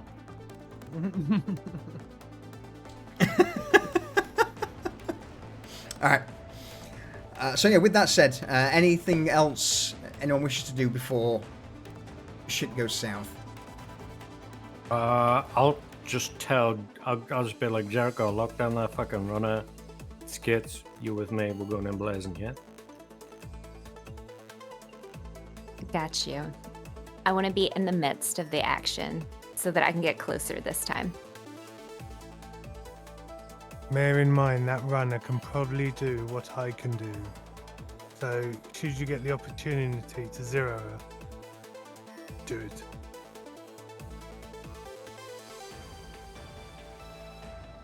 Alright, Spec. You cover us, yeah?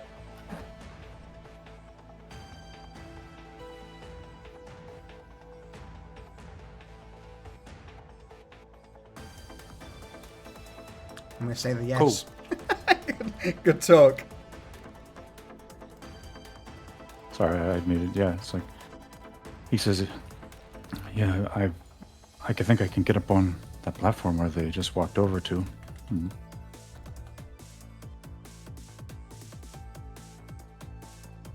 Go for it if you feel safe enough.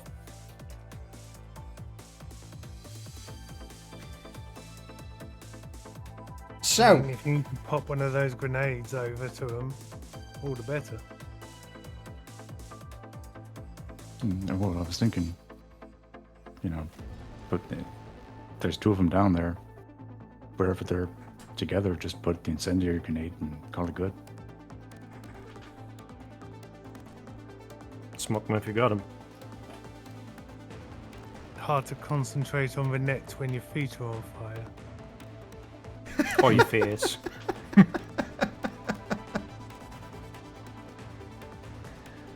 with that then, roll me initiative. I'm going to move these guys into a position where they are not ready because it makes more sense as they start to fan out into their designated ambush positions. Before we close this out, would you like a free round of surprise?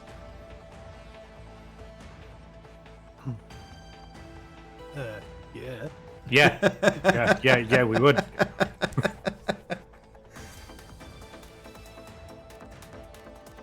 In that case, we're missing... We're still waiting for two.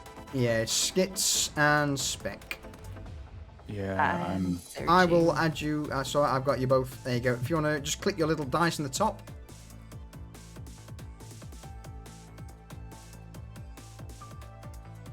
Fucking. Oh, Spec, no. You were the chosen one. You were the chosen one. But it doesn't matter because it's a round of surprise. So, with that, straight off the bat, let's go. Doc. Our Doc's gonna hurdle. We can move 12 meters, right? You can move. Your movement doubled, yes.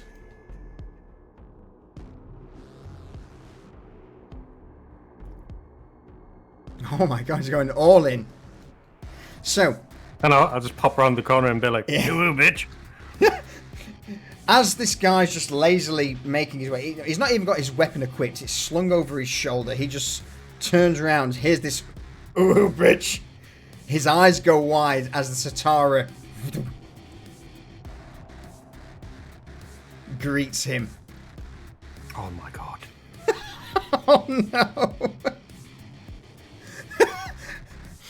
Oh wait, actually. AoE still. Oh yeah, still missing, isn't it? Let me double check on incendiary. Yeah, so it's not dealt, but even so, in that entire area, as you set the first shell, it whizzes past him, hits the ground, but instead of detonating, it just ricochets off. They still don't have their weapons drawn, though, so any further movement you wish to make? Yes. Yep. Oh, it could have been so good, but... It could have been, but typical. So with the first shot ricocheting off the ground, you just see from, before you duck back into cover, the round impacts against one of the containers behind and bursts into sparks, which gives everyone pause as they all turn around at the sound of this explosion, or at least this burning. Skits, Yes. over to you. What do you do? You've got move Alright. doubled, but what I'm going to say, if you shoot anyone, you get a +2 to the roll because everyone's currently distracted as this shot bursts out behind them all. Okay, so she's gonna move out. Let's see, what was that? Like 1, say about 2 here, and she's gonna run up here. Yeah. And would she be in range to shoot? Oh, absolutely. Absolutely. Okay. So she's gonna do it with her Lexington, and Cough, she's gonna Carnage cough. I mean carnage. And she's gonna do the whole aim. All right. So you're going to get +2 to your roll because they've got their back turned to you. On And top she's of gonna- that, do you want to add any luck to that roll? Because with the aim shot, you're at -8. Let's go ahead and add some luck to that. You have up to 4 points to add. How many would you like to add to that roll?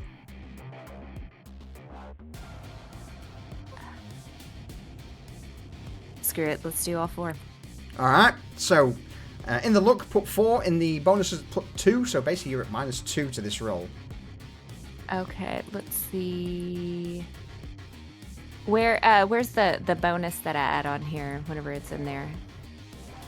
Is it So- additional mods? Yep, additional mods. So 2. 2 in there, and then in the luck, put 4. And then aim for head. Okay. Mm-hmm.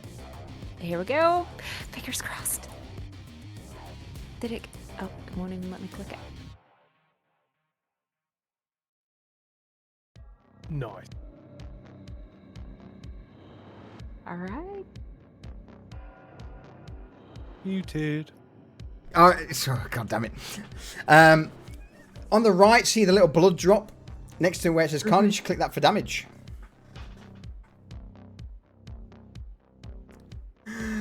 Oh no! Oh no! So, a couple of things happen. As you sprint over the dead ground, you butt up against the container, reach round, aim, pull the trigger. The slug from your shotgun fucking just flies true, slamming into the head of the woman with the red hair. For 21 points of damage first. Now, this is a power shotgun, and that was a crit, so that adds another 5 points of damage.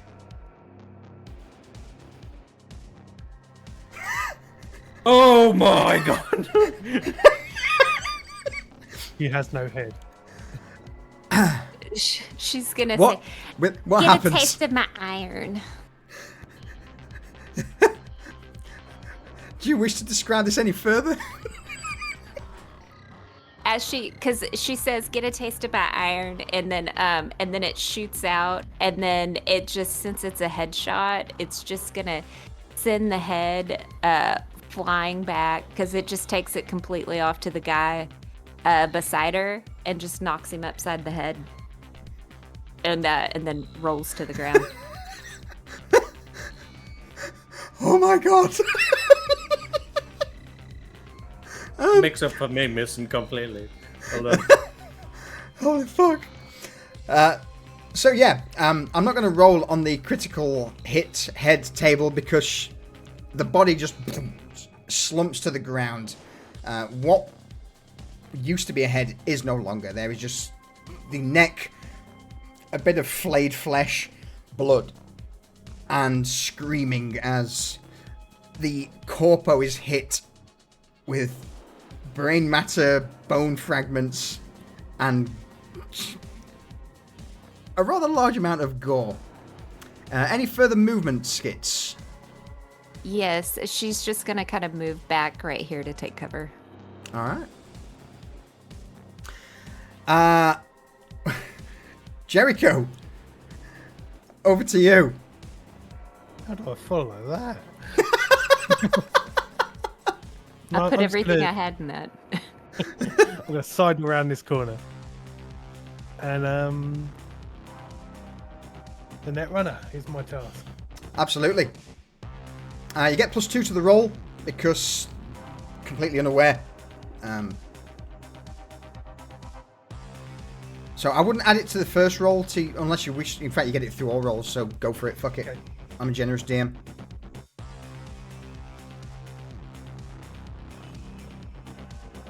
This one.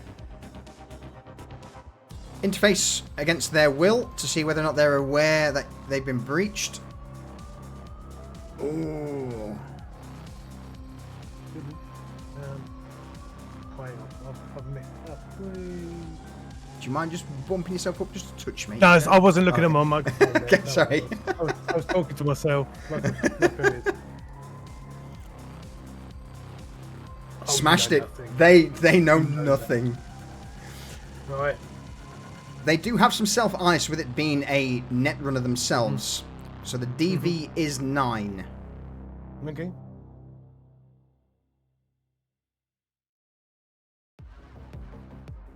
So You get your +2 for it in. being surprise, and if you wish to add any luck, you're welcome to. So they're breached. So this is to, sorry, they're jacked in. This is to breach them. breach. I'm just gonna breach as normal. All right. Fucking smashed. Your boy's Last net- in. Last net action. Okay. Advanced quick hack. Yeah. +2. So an advanced is a DV12, I believe. It is, yeah. Adding any luck to this? Oh yeah.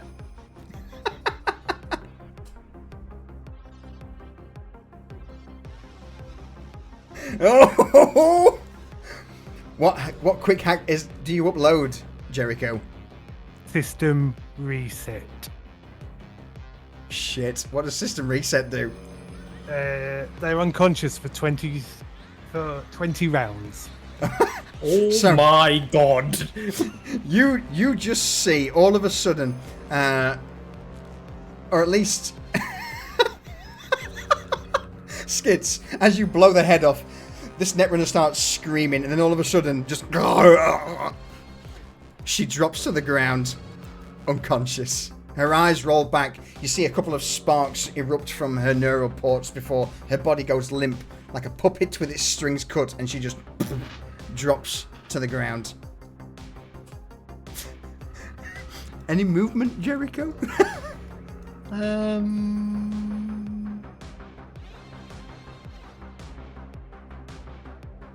You know what? Yes. All right. Why not? I'm gonna move here. Yeah.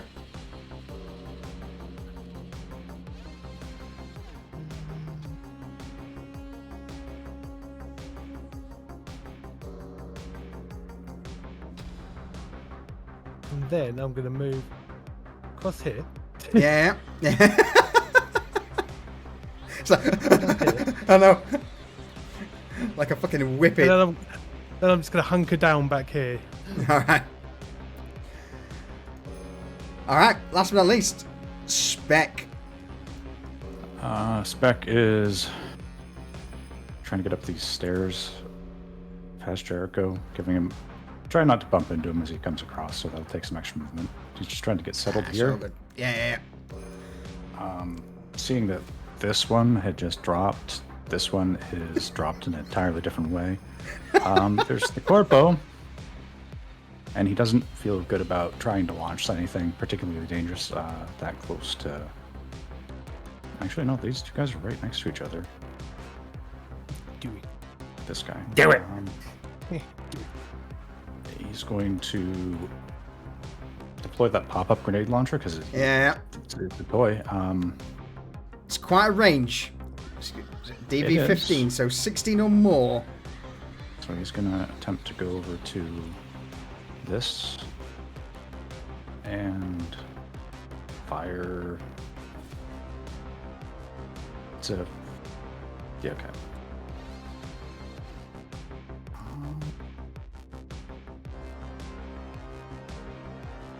I'm going to spend 2 luck on this. Okay. Plus the 2 from Oh, that wasn't including the 2. That wasn't, so that would be 15, so that does hit.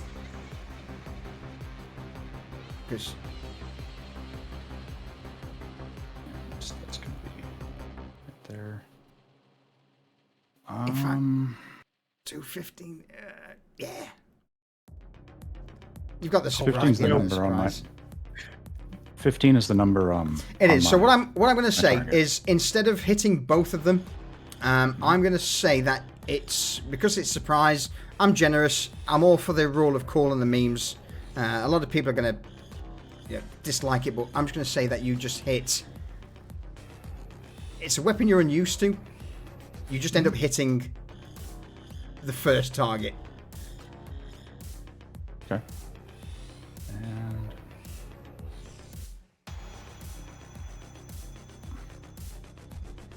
And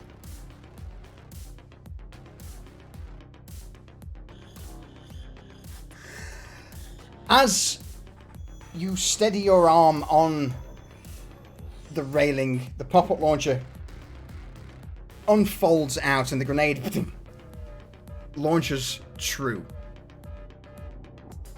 Issue is that because you're pretty new to this is the first time you've ever really used one, you didn't prime it. So all you would see from your elevated position is this grenade just fly down, hit the person squarely in the chest, but not detonate. But it's still a fucking grenade. It's still a 40mm grenade round. And it still hurts. You would just see her immediately just drop back, recoil, as the force of the blow knocks her to her feet.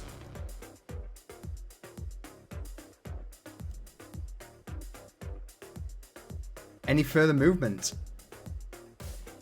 he's going to hunker down behind these boxes, but that's pretty much it.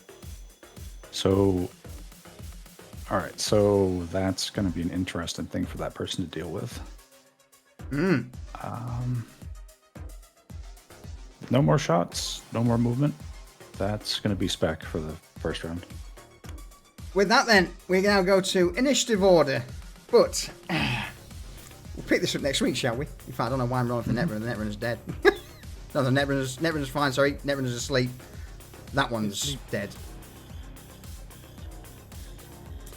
Alright.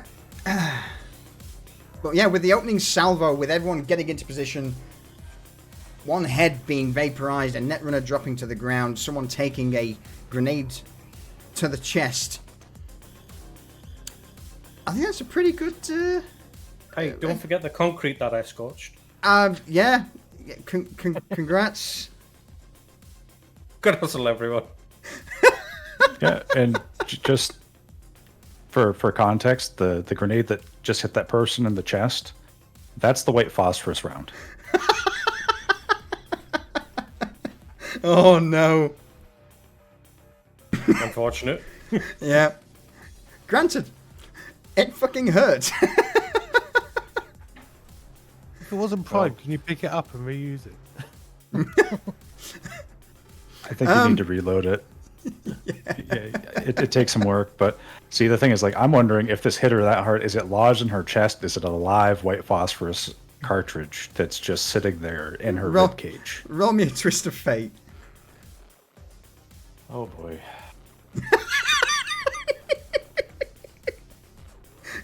Yes, it is a live white phosphorus grenade that's now currently lodged in her chest.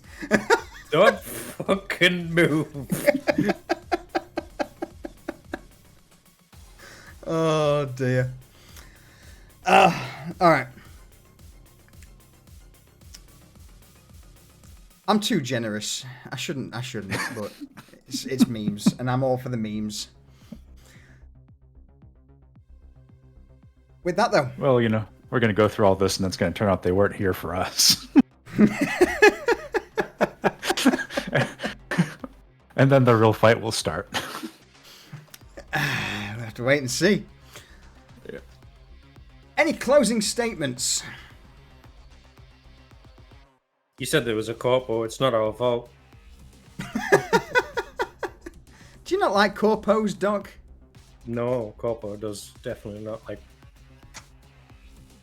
Yeah, Definitely not. I've kind of I'm getting the the feeling that you're not a fan of the old corporate individuals or corporations as a whole. That's a safe bet.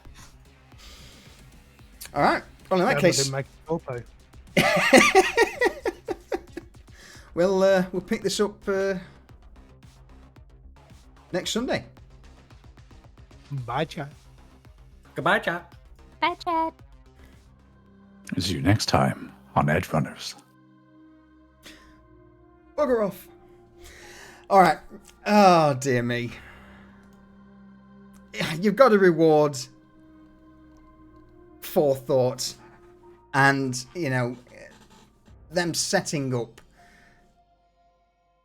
Which is why, I'm happy to give them the benefit of the doubt in situations like that.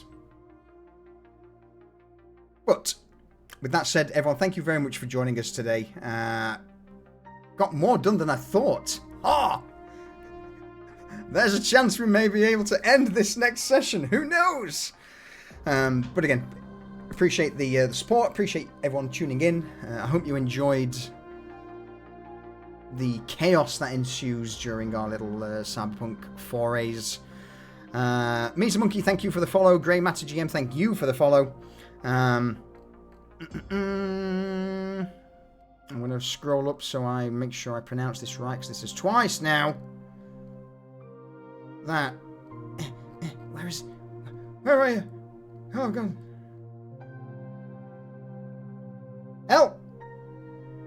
Elk Mark 1. There we go. Thank you. Or Elk. Thank you for the raid and for everyone coming in there. Rayvon, thank you for the gifted sub. I'm going to snooze that advert because we've finished. Rupert Wack, thank you for the follow. Durs, thank you for the 41-month resub. And again, Rayvon, thank you again for the other gifted. God damn it, Rayvon. Throwing all of the subs out. We'll hopefully see you all next Sunday for episode 4 of Edgerunners. But with that said, ta-ta for now. We'll find someone to raid.